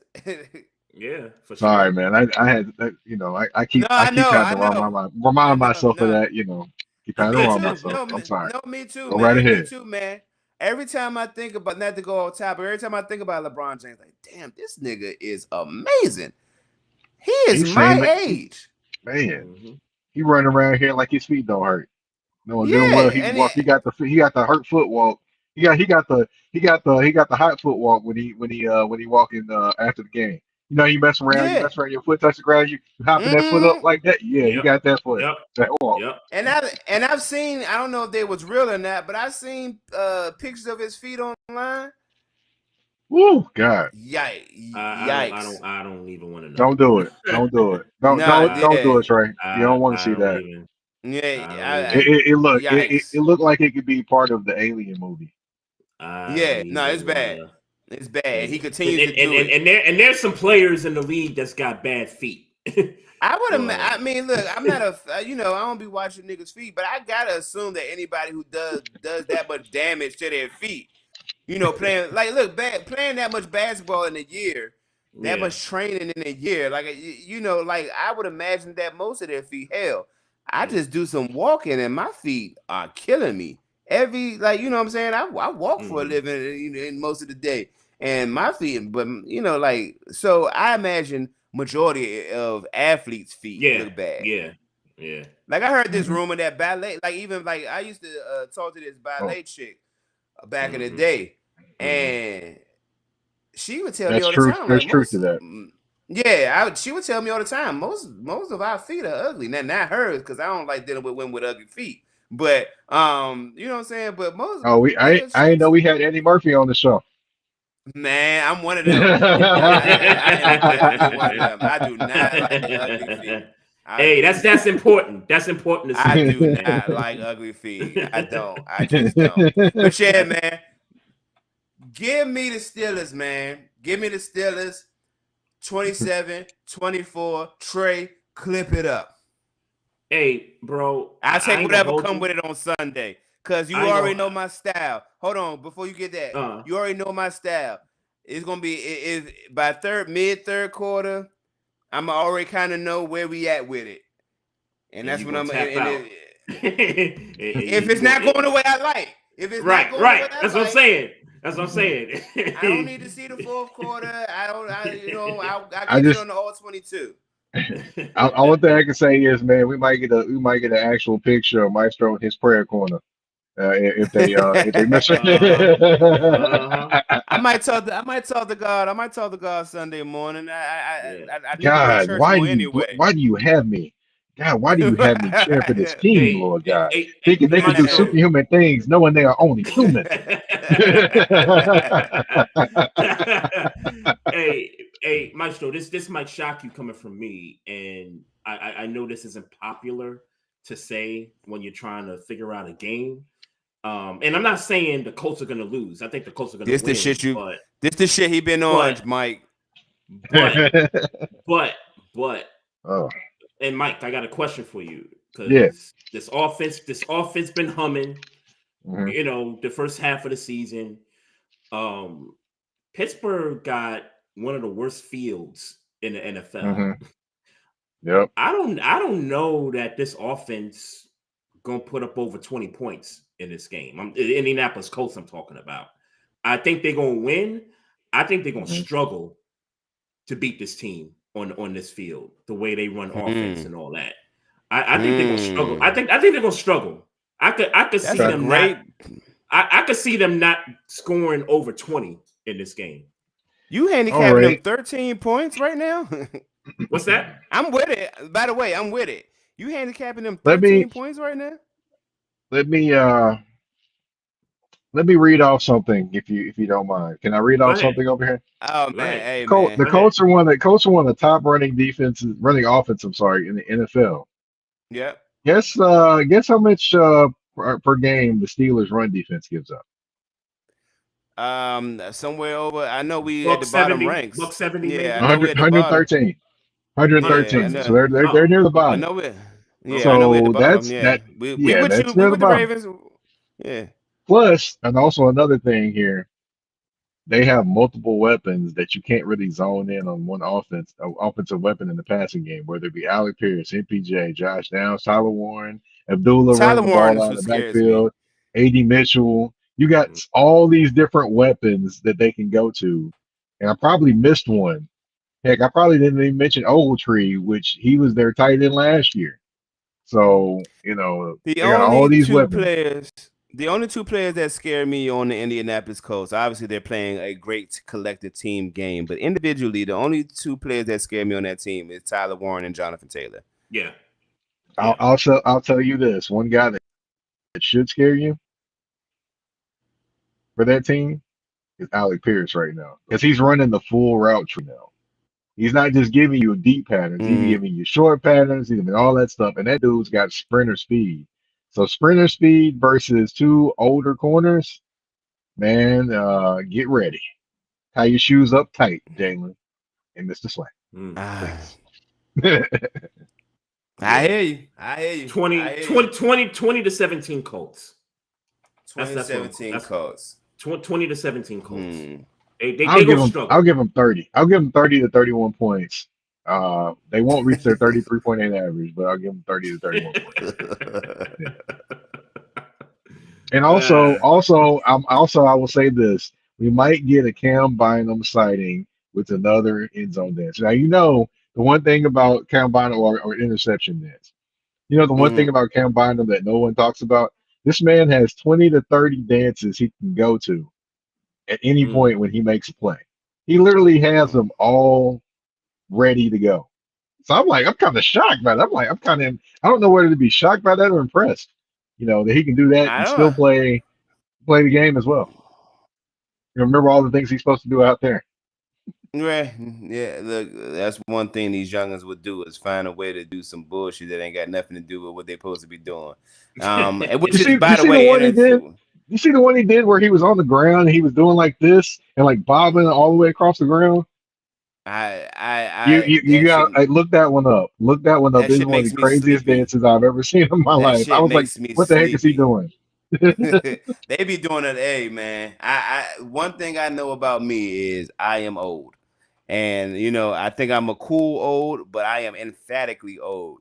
That shit, I'd be like, I am the old man. Look at this young motherfucker doing this old bullshit here. I am that old man. I am Get off my lawn. Get off my lawn. I am Man, that old man. look. I don't even say get off my lawn. I don't even say old, man. You know what I say when people ask me about my age and where I am in life? I say I'm seasoned. I'm a seasoned vet of life. I don't give them the old word. No, the old word is not said. I find so I don't like. I got a couple of you can't see him in the camera, but I got like one or two right here, and I'm like, oh, man, I got more. Yeah. Oh, I got more. They're all right here. Yeah, they're all right here, and then I got a couple of them right here.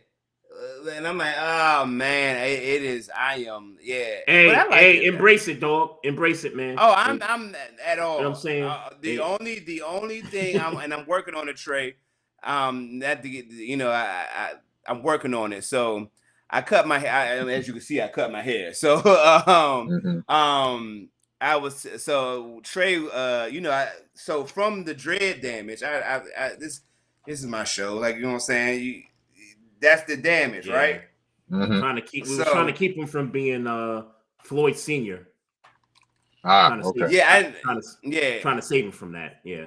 Yeah, I told myself, but I've been working on it. So, Lord willing, I could be a full-headed old man. Because if not, I'm gonna be Trey, and meaning bald head when I mean Trey, because I am fearing it. I am fearing, but all that to say is, one way or the other, I'm still gonna look at myself in the mirror and believe I'm handsome. So my mama told me when I was young, and it never lost me. So I walk around looking at myself in the mirror because I believe that I'm handsome. So one way or the other, I'll be fine. I think I'll be a handsome old man just as much as I was a handsome young man. So I don't have any real, I don't have no real issues with old. I think I'm one of the coolest old people a young person that ever meet. So, and as I tell you, Maestro, as long as you don't feel old, you're all good. Well, here's the thing. No, I feel old. I just exercise so I could be right. No, I feel old. Okay. I just gotta keep myself right. I don't feel old. At times, there's plenty of times I don't feel old, man. It's like, okay, I could do this. Like my kids be wanting me to go roller skating with them and stuff, and it's like, nah, that's a hard pass. The roller skating. That's The a roller hard pass, skating. man. Okay. Nah, I look, get it. I get it. nah. I get it. I'll jump in. I'll do the video games all day. I'll do uh, the jumping in the road. You go karts. I'll definitely jump in the go karts. I'll do all that the stuff. safe stuff. The safe I, stuff. I ain't jumping. Look, nah, I ain't doing all that other stuff, man. Yeah, Nah, my man. kids. My kids pull me out. I'm gonna keep the light journey alive for you, Maestro. I'm gonna keep it alive for you. Yeah, nah, man. Cause I'm gonna tell you, man. I'm gonna tell you when I decided. Cause I was trying to, I'm trying to repair all that, and I'm like, Mm-hmm. I mean, if I could just get it right, then I could just, I did. That was my second lock journey. So I could have, twisted some in, and made it work. But it was taking too long, and then I was not arguing, but debate with this chick. She was like, "Oh, I could do it," and I'm like, "Well, when are you doing it?" Like, you know what I'm saying? Because Not about if you and, could do it, it's when you can. and yeah, and then we fell out for a little bit. And I was like, and we good now, but it was like, yeah, I could, and I ain't even want to be the one, but like, I cut it because of you. That's what happened, because you said you was going to do it, and you kind of flaked on it, and it's like, all right, man. I hope she ain't watching this podcast, because she has been known to watch this podcast, but yeah. But we good, Shout Sean. Just know we good. Just know we good. I ain't gonna say I'm never gonna get there, but I'm not quite there yet. It's still all full up but ahead, man. You thriving. So trust me, if I was thriving, they'd still be here. Yeah. I hear you. Mike. I was on Facebook one day, and I think one of your old photos surfaced, and you without dreads. You had, I don't know if you had the Caesar or the I had whatever. I had the even Steven, man. Even Steven. Yeah. I was like, even man, Steven with the beard, man. I was like, man, Mike has come a long way. Yeah, I mean, ever since 2020, that's when I started growing it out, man. Yeah. Not too long ago. Yeah. That's crazy. Yeah. That's crazy. I mean, about 5 years. That's about right. That's about right. About 2020, I ain't really locked up till 2021, which is like July 2021. That was the first time my joint's about that small. Yeah, at that point, that's about right. Yeah. That's about right. That's it, and it's saying you can tell you got somebody taking care of it. So yeah, Yep. I only go to that same one person, man. That one person. That's it. Yep. The entire time. There you go. What's up. Hey, I want to transition to the NBA for a minute. We didn't get all this goddamn closing conversation. You should have cut it off, Trey. We were doing all this other shit. I forgot all about the damn. I was wondering too, man. I was wondering too. I forgot about it. Yeah, but we was doing closing. I was ready to be like, "Hey, Mike, we appreciate you." I was there. No, I feel you. No, I didn't forget, but we got to talking about hair and liner note. But liner note, Trey, cut that shit off. If we cut that shit off. Yeah, I've been known to go off the beaten path a little bit as a guest. I ain't even go front. We've all sunken in a rabbit hole every now and then. Cut that shit off next time. I was talking about my hair because I'm thinking we on our way out the door. I'm looking at the time. I'm like, I forgot about this damn, and we really do need to cover this. Go ahead, Trey. For sure. So Chauncey Billups, coach of the Trailblazers, gets arrested for his part in a poker game. In the face. Yeah, right. Terry Rozier gets arrested for parlay situations where he's been taking himself out of games, going back to 2023, I think it was. And Damon Jones, who used to be an playing assistant, both sides, right, involved in both situations. Even got LeBron, somewhat not involved, but like his name had some inside information. Right. His name came up in the situation. It's like Jeezy used to say, if you get jammed up, don't mention my name. Right. Jeez Louise. Yeah. Or like Nas said years ago, hey, you got beef, don't say my name. Nah. So So I like Jeezy joint better. I'll stick with Nas then. I'll stick Yeah, with But Nas. look, But yeah, but yeah. Mike, I was gonna say something else, but go ahead. your thoughts on everything that's happened with this NBA gambling, illegal gambling situation.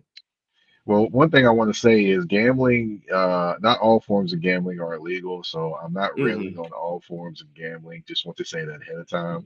Yeah. But it's wild to me that you would basically Chauncey Billups. I'm still trying to wrap my mind around Chauncey Billups being a person Hmm. that actually would walk people in knowing they were going to lose. And not only that, he was involved with the mafia. No, it's not 3 6 Mafia, the five Yeah, mafia families. Yeah. I'm yeah, like, come on, man. The La Costa It just, Nostra.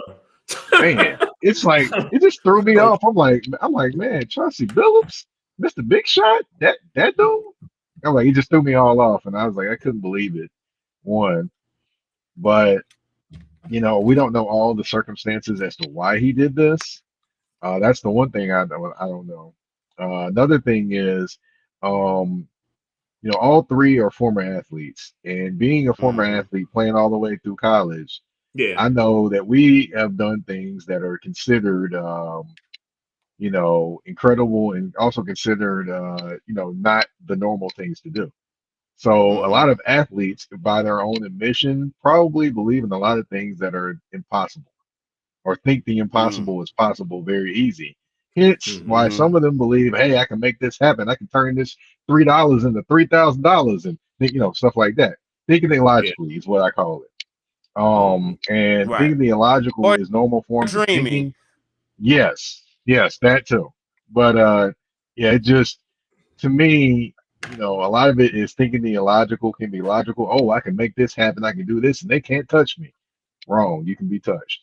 And then also, it just the Yeah, impact on their families. The impact on their families. Their families had nothing to do with this, but now this is forever going to be attached to their kids, their mamas, their wives, their spouses, whoever it is.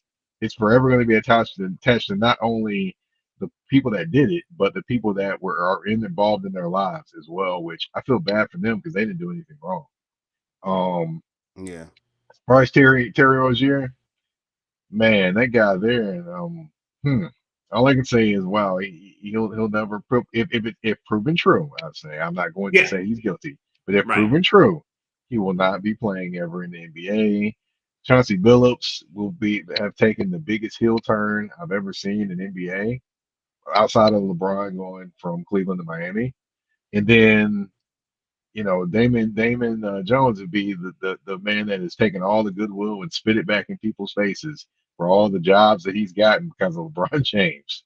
So, yeah, just to me, I'm like, wow, that. And, a lot of people I know are coming at the NBA and saying they could have done more, especially in um, the thing with Terry Rozier. But Yeah. like the commissioner said, they only have so many different things they can do. They can't subpoena people. They can't do all those yeah, different things. Hmm. Um, However, and I get Charles Barkley's point. They should have done more, and it's this, that, and the other. But also Charles Barkley calling people stupid all the time. That doesn't help. That doesn't help either. Because Yeah. he doesn't. I don't think he necessarily understands that gambling can be an addiction as well, just like any other thing can be an addiction. Hmm. That's not to be excused this behavior, but just to say that when people get involved and they get in too deep, of course they don't think the only way out is up. They think the only way out is to the side or this or to your left or to your right and all these all those different things, and it gets back to the thinking illogically that I can dig myself out of this when obviously you Hmm. can't. Yeah. I think that when you get involved with the mafia, I look at least, and trust me, I don't know nothing about gangs and gang affiliations, and a mafia to me ain't nothing but the non-black version of a gang to me. Obviously, they got a little Hmm. more influence, a little more power within the Yeah. world, but they just a glorified gang. So I have no real, but this is what I will say.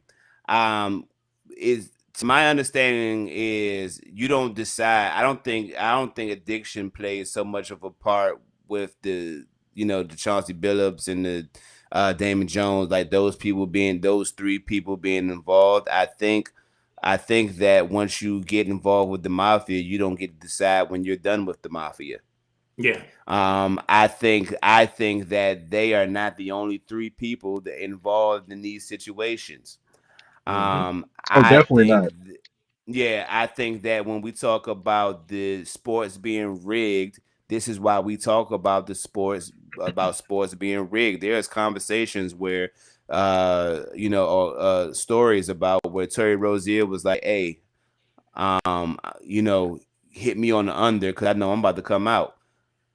So now what part does the idea of load management play into sports betting now? And really, how long has load management played a role in sports betting? Like Maestro, I do have a point there for you. yeah. Yeah, as far as the load management and when players are going to be in and out of games, there's a super small window that only coaches would know in terms of when they're going to be in and out of a game. To be honest, in terms of that part, so the betting Rule is already put in before that part is put out, or it can be amended, I should say, after that. is there a and I don't super sports bet. I've played some. I've done it. I don't super. But do you believe that there could be a system where I'm just saying Terry Rozier because he's the person on this. The person in the story where he Mhm. could uh give tips. And load management is one thing, but I mean, like I said, Mhm. like if I say I'm healthy, and that's one thing. But if I say I'm healthy, I'm reported, everything is reported as healthy, and then I say, all right, first quarter, second quarter, hey, don't count on me getting 5 points today because first quarter I'm gonna get injured because that type of thing. Or Mhm. I think what I hear you saying is that load management is different from the Terry Rozier situation. I Mhm. guess what I'm trying to get at is there some sort of loophole where the load management what if you're a coach with the inside track, because I mean if you question players, you got to question the whole staff, right? Like Mhm. is it far fetched to say that a coach wouldn't be involved in these types of dealings? I mean, talking about Chauncey Billups. Is there a situation where um Chauncey Billups couldn't loophole those types of situations? And I know we talking about Chauncey Billups being guilty of one thing and Terry Rozier being guilty of another thing. But Yeah. if you're all in one story, who's to say? And Mhm. I'm not accusing Chauncey Billups. I'm just saying possibility wise. Is it possible that a coach could play those types of loophole games with load management and tip those things off to sports bettors and big sports bettors and that type of thing? And like, is that possible? I guess is the question. So I'll answer that, Maestro, and Yeah, I'll say yes. And the reason I say yes is because, and it's a different sport. Look what happened to Pete Rose. Pete yeah, Rose bet on baseball while he was a manager of a baseball team. Mhm. So yeah, I do believe that if you are coaching the NBA, you could do the same thing as players do. Like, yeah, for example, the Jonte Porter, Michael Porter Mhm. Jr.'s brother, who's been bro, yeah, banned, Right. right, for life because of the same thing.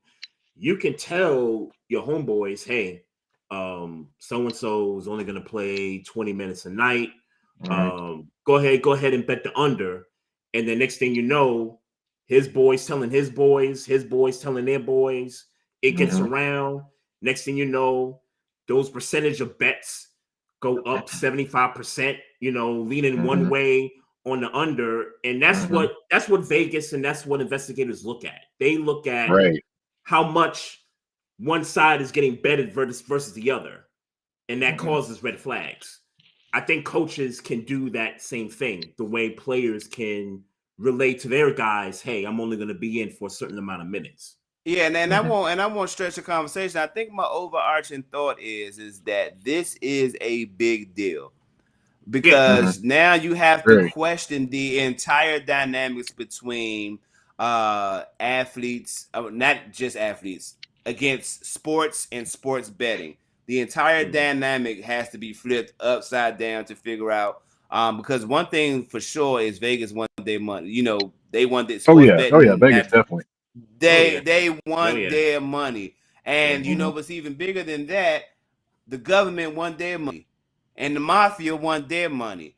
And you know what I'm saying? Well, So, the mafia is the casino in Vegas. yeah.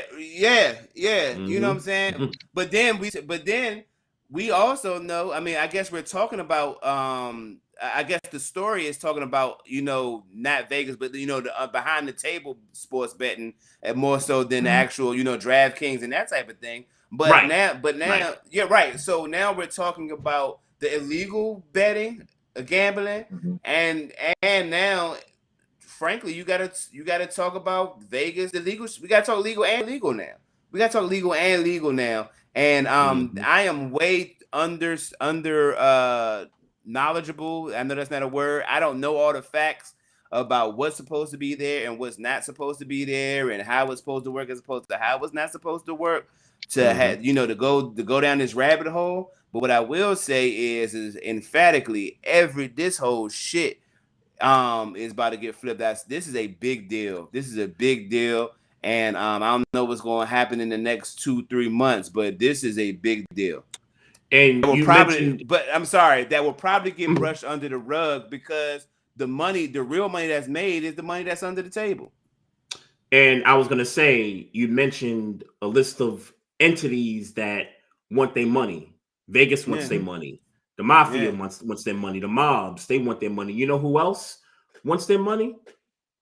Major League Baseball, NBA, NFL, NHL, because they're all in bed with biggest gangsters. Yeah, they're all in bed with sports gambling. You see, you watch ESPN. There's ESPN Bet, there's DraftKings, there's FanDuels, there's all kinds of sponsorships, partnerships, and things like that. And so, you know, it's hard to draw the line where it's okay, what's good and what's bad. It's just difficult. I'm gonna say something about Chauncey Billups real quick because he just got inducted into the Hall of Fame, into the Basketball Hall of Fame.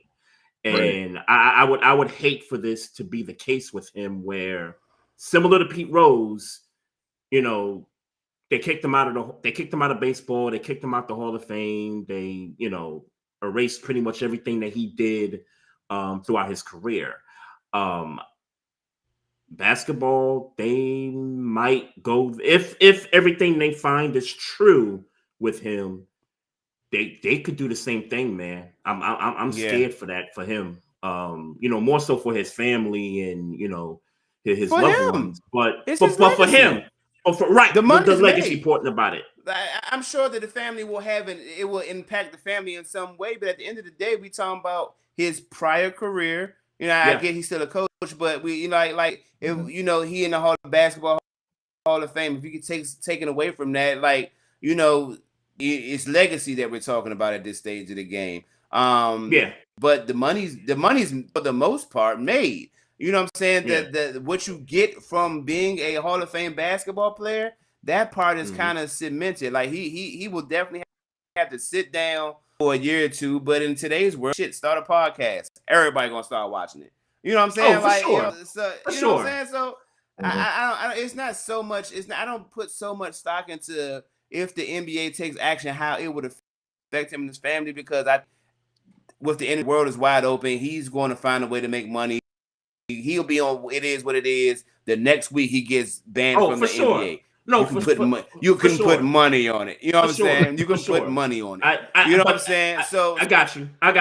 I think for me, I would hate for him to whatever Hall of Fame credentials he's got in that hall, like, I would hate for him to lose that just off of basketball legacy and what he's done for the league. But you're right. Somebody will pick him up. Yeah. You know, Cameron. We never forget about what Reggie Bush did. Yeah. We never forgot about what Reggie Bush did in USC. We never forgot it. The real ones who know.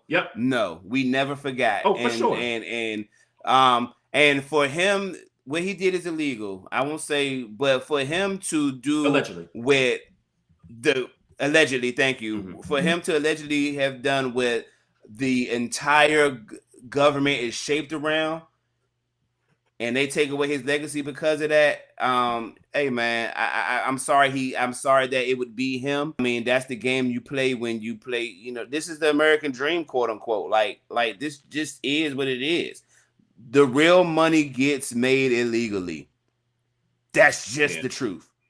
That's just the truth. So I hate that it was him. I hate that it was Damon Jones allegedly and Terry Rozier and everybody else involved that got caught. But somebody was going to get caught because the FBI's job and how they make their money is to scapegoat somebody else. Get me off this podcast. That part. Because conspiracy theory is about to happen, and I don't want that to happen in 2 hours.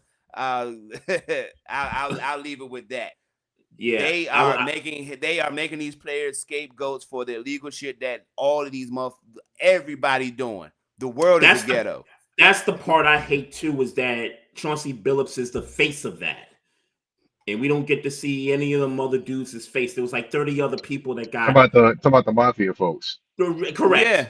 There was 30 other people that got arrested, but we don't get to see their mugshots. We only get to see Chauncey Billups. And then you also see now that like Yahoo Sports, they put out something about Antonio Gates and an illegal ring, and then you put out something about Kevin Garnett as well. So I don't know if you saw those two things or not. I saw the Kevin Garnett thing. I saw the Kevin Garnett thing. I didn't see. Yeah, they put out one about Antonio Gates. Yeah, they put out one about Antonio Gates and an illegal gambling or whatever, or poker or whatever. And I'm just like sitting there thinking to myself, I'm like, to me, I just wonder what constitutes an illegal poker. You know, if you're sitting in your house playing, it's like for your friends. You know, playing for money. Is that considered illegal poker too? I mean, I just want to know what constitutes the depths of illegal poker. Yeah, me too. I don't get it. Yeah, I don't get that part either. But I bet you is how much money being spent. I'm willing to bet it is how much money is being spent. Probably. And Maestro, and it's money that's not being taxed. That exactly. Yeah, exactly. That's true. Exactly. Hey, Mike, we won't hold you because I ain't gonna lie to you. That could have got really that could have became a really lengthy conversation. And I am way too unknowledgeable, but I will spew all of my thoughts, and that could have easily became another 40 minutes, and I won't do that to you or to this broadcast. Before we let you go, we appreciate you coming on, man. Let the people know where you can find them, where they can find you. I know what you meant. You all good. Let's see. As far as where you can find me on. Of course, you know, it's been a minute since I've been on, so of course I say the artist formerly known as Twitter. That's what I call it. You can find me on there at Mike Patton 82. You can also find me on Blue Sky at Mike Patton 82. You can find me on Instagram and Threads at that's THA, not THE _general_MP. Of course, you can find Touring The AFC South on all listening platforms, whether it be Spotify, Apple Podcasts, iHeartRadio, Amazon Music, you name it, we're there. We're also on YouTube at the Mike Patton Network, where I have three different podcasts there. And of course, you can find me on the Sporting News as a contributing writer, talking about the AFC South. Most recent one. See, what's the most recent one? Did I talk about? What kind of coach the Tennessee Titans could hire? So actually, y'all kind of talked about what I was going to talk about. I talked about today, actually. Yes, sir. Still using Blue Sky, huh? Yeah, I'm still using it, man. I'm still using it. I actually come across a little bit of a community there that I've kind of come across. So yeah, so I use that one. Use Threads. I use all of them because I'm like, well, you have different people you can come across in different ways. So that's why I'm like, might as well use it. That's true. You gave me a thought, Mike. You gave me a thought. I might think about exploring Blue Sky because I signed up the one day and I haven't been back since. So I had I was actually on there talking to Nate Tice one time. Oh yeah. Okay. Yeah, Nate Tice. I'm was terrible with social media. Yeah, I'm not gonna hold you. It's a journey that I'm having, but I am terrible on social media. But the biggest thing to me about anything, you know, social media is cool and being able to reach out to people there. But if you can reach out to people and actually text them and outside of social media, I mean, I think that's better if you can actually reach out to the actual person that's reaching out to them. I agree. I agree. That's even better. I agree. I'll take a phone number or a text. I'll take a phone number over any type of social media connection any day. Yeah, for Yeah, sure, for sure, for absolutely, sure. absolutely. Mhm. Hey, Hey, Mike, this man. was dope, man. Appreciate you coming on, man. Yes, Thank sir. y'all. Yes, Thank sir. y'all. Yep, can't wait to do it next time. Appreciate you, homie Mike Patton, right there, host of Man, Touring that's The my AFC man's right South. there, man. Yeah. Glad to have him back on, man. Host of Touring The AFC South. Make sure y'all follow that man on social media, on X. Also, you can find that podcast too on YouTube as well. Yeah. He does do lives and all that good stuff. So let me get this. Let me get these picks up, man. Let's get up on out of here. We got week number, what is this? Week number 9 coming up. 9. Week Mm-hmm. number 9. Man, where is the time going? All right. All right. So look, this first game, ain't nothing else to talk about with this first joint. Thursday night, Lamar gonna be at the crib, and we about to beat these Dolphins down, man. I'm taking the Dolphins, bro. You taking the Dolphins? I mean the Ravens. I'm sorry. I'm the Ravens. I feel like you jinxed. Yeah, I feel like you jinxed your team. Just But right nah, there. you Just right just there. right there, just right there. Nah, I mean, truth be told, Dolphins. I know I know they're coming off a win, but I More that said more about the Falcons than them. yeah, the Ravens. The Ravens are beating with they should beat them with Huntley, even if Lamar Jackson doesn't play. He's gonna start. It's official. Okay. All right. It's Well, official. there you go. Hopefully Well, they don't then switch. you better, yeah. hopefully, You sort of, I mean, yeah. hopefully they don't switch it tomorrow. But Well, yeah, you should. he's Then playing. there's no need for me to watch the game. Y'all should hang 40. Yeah, facts. Big facts. All right. Bears coming off the loss to the Ravens, going to Cincinnati to play the Bengals. I want to take the Bengals outside of the fact that that's 2 AFC North teams winning in a row. I want to take the Bengals. I'll take the Bengals. I'm gonna take the Bears to bounce back. I think the Bears they're due for an offensive explosion here. You know, Bengals defense is trash anyway. I mean, explosion. You expecting an explosion from that offense? Yeah. I mean, you saw what the Jets did on Sunday. I mean, I get it. The Bengals defense is bad. I get it, but yeah. It's terrible. I mean, if it's gonna happen, it's gonna happen against the Bengals. Give me Chicago. Okay. I'll take Chicago. Yep. I'll take the Lions over the Vikings. I'm sure you do too. Yep. Panthers at the Packers. Where you at?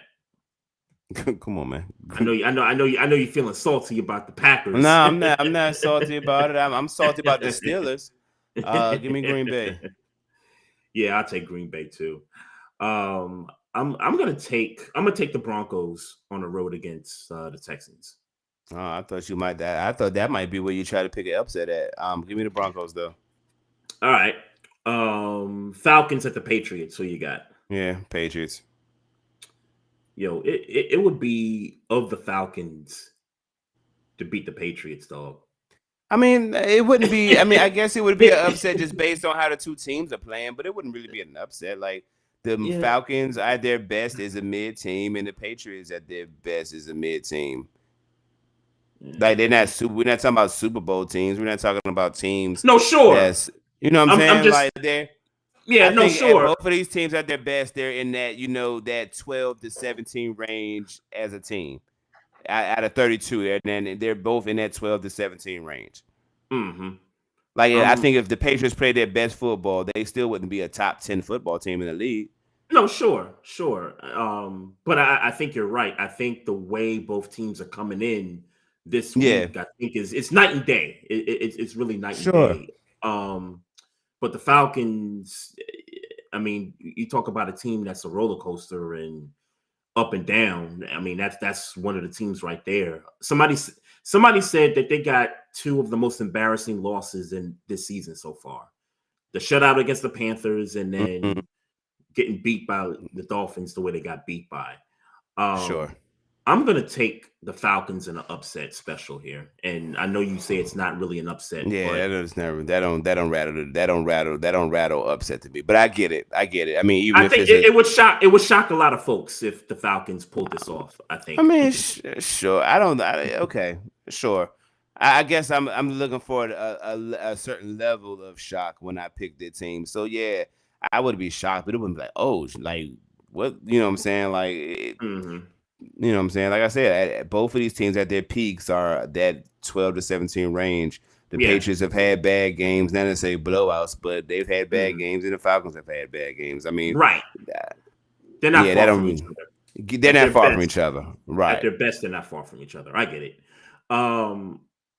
San Francisco and the Giants. I'm going to take the San Francisco 49ers. And yeah, for sure. Go ahead. I was just saying, get well, Cam, Scatterboo. Hey, and y'all need to stop looking in the blue tent.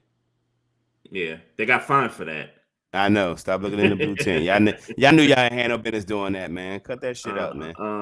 Yeah, he was desperate, bro. Like he was desperate, man. He's like, yo, I need any edge I can, man. So yeah, give me the 49ers. Colts at the Steelers. I know you're going with Pittsburgh. I'm gonna take the Colts on the road, even though I think they're gonna have problems trying to beat y'all, but I think they get the win. I will take the Chargers over the Titans. Yep. Saints, Rams. I assume you going Rams. I'm going Rams too. Yep. Now, if I was going to pick an upset, that would be where I would pick an upset. It would be an upset for sure. Oh, there's no doubt about that. Because schematically, I just don't see. Can't see it. No, I can't see it. And they put the kid in. They put the rookie in there now. Yeah, Shucky Shoe, whatever his name is. Yeah, the boy that went viral for that throw at the combine or whatever. Yeah. So they're gonna move with him moving forward, but I just can't see it happening, man. Sure. I will take the Jags over the Raiders. Yep, Jags.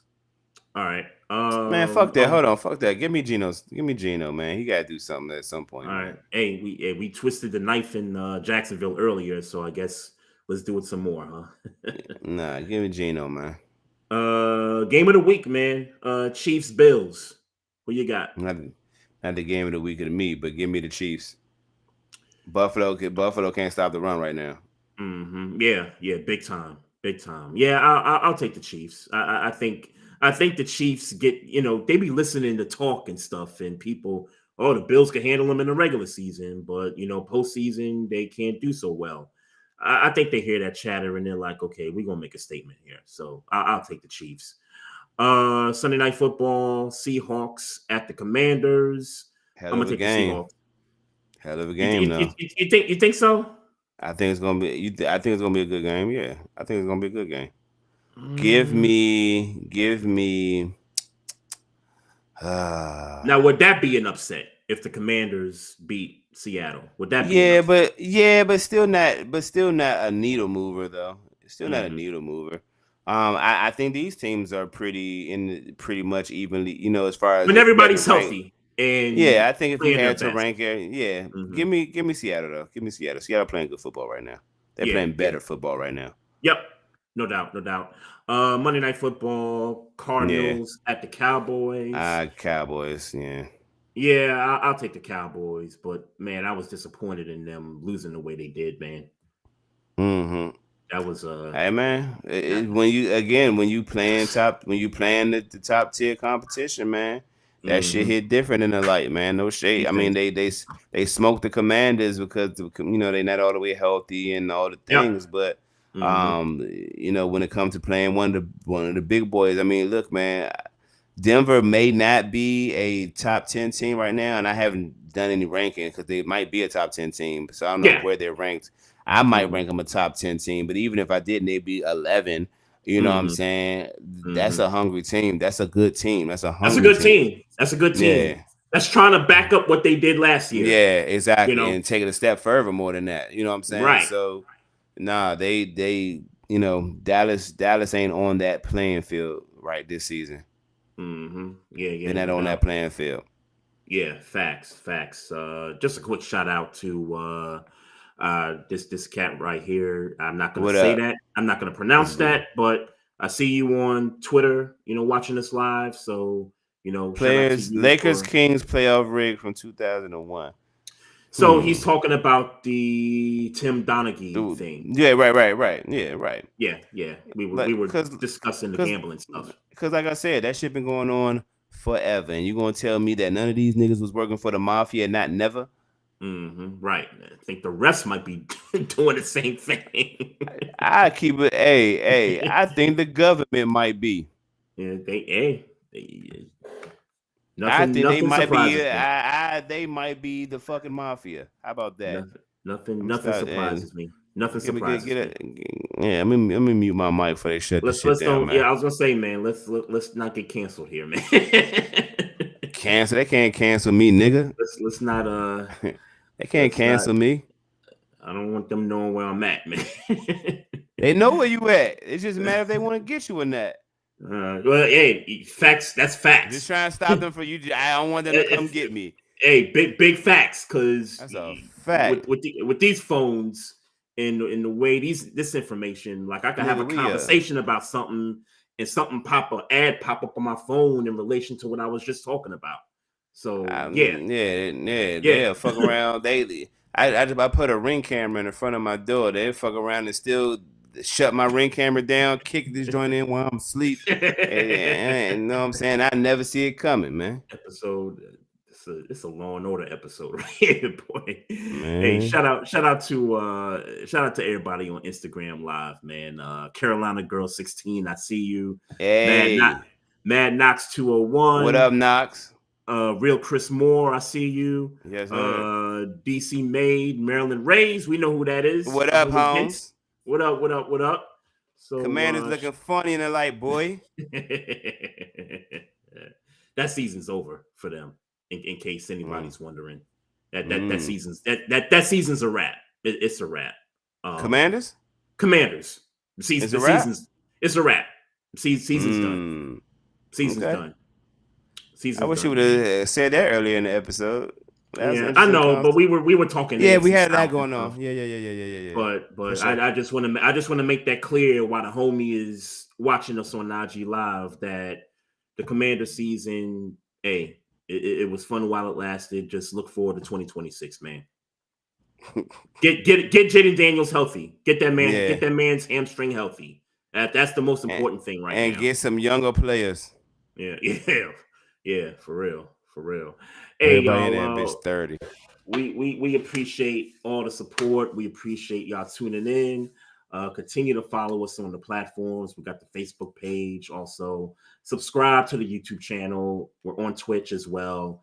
Hit us up on Instagram at Barbershop Sports Talk Podcast. Also, hit us up on Twitter at Barbershop SPOR2.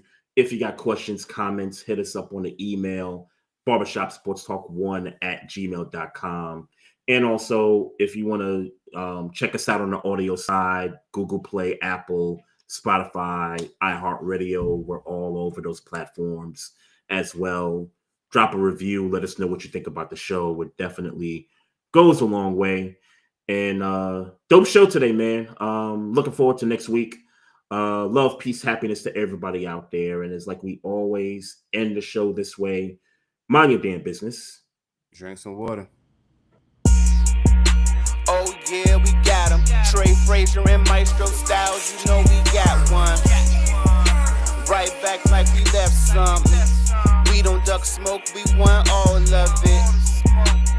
So line them up, Trey sharp with the blade, you know we sizing it up.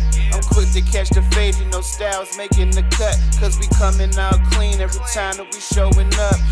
It's gonna be called The Barbershop.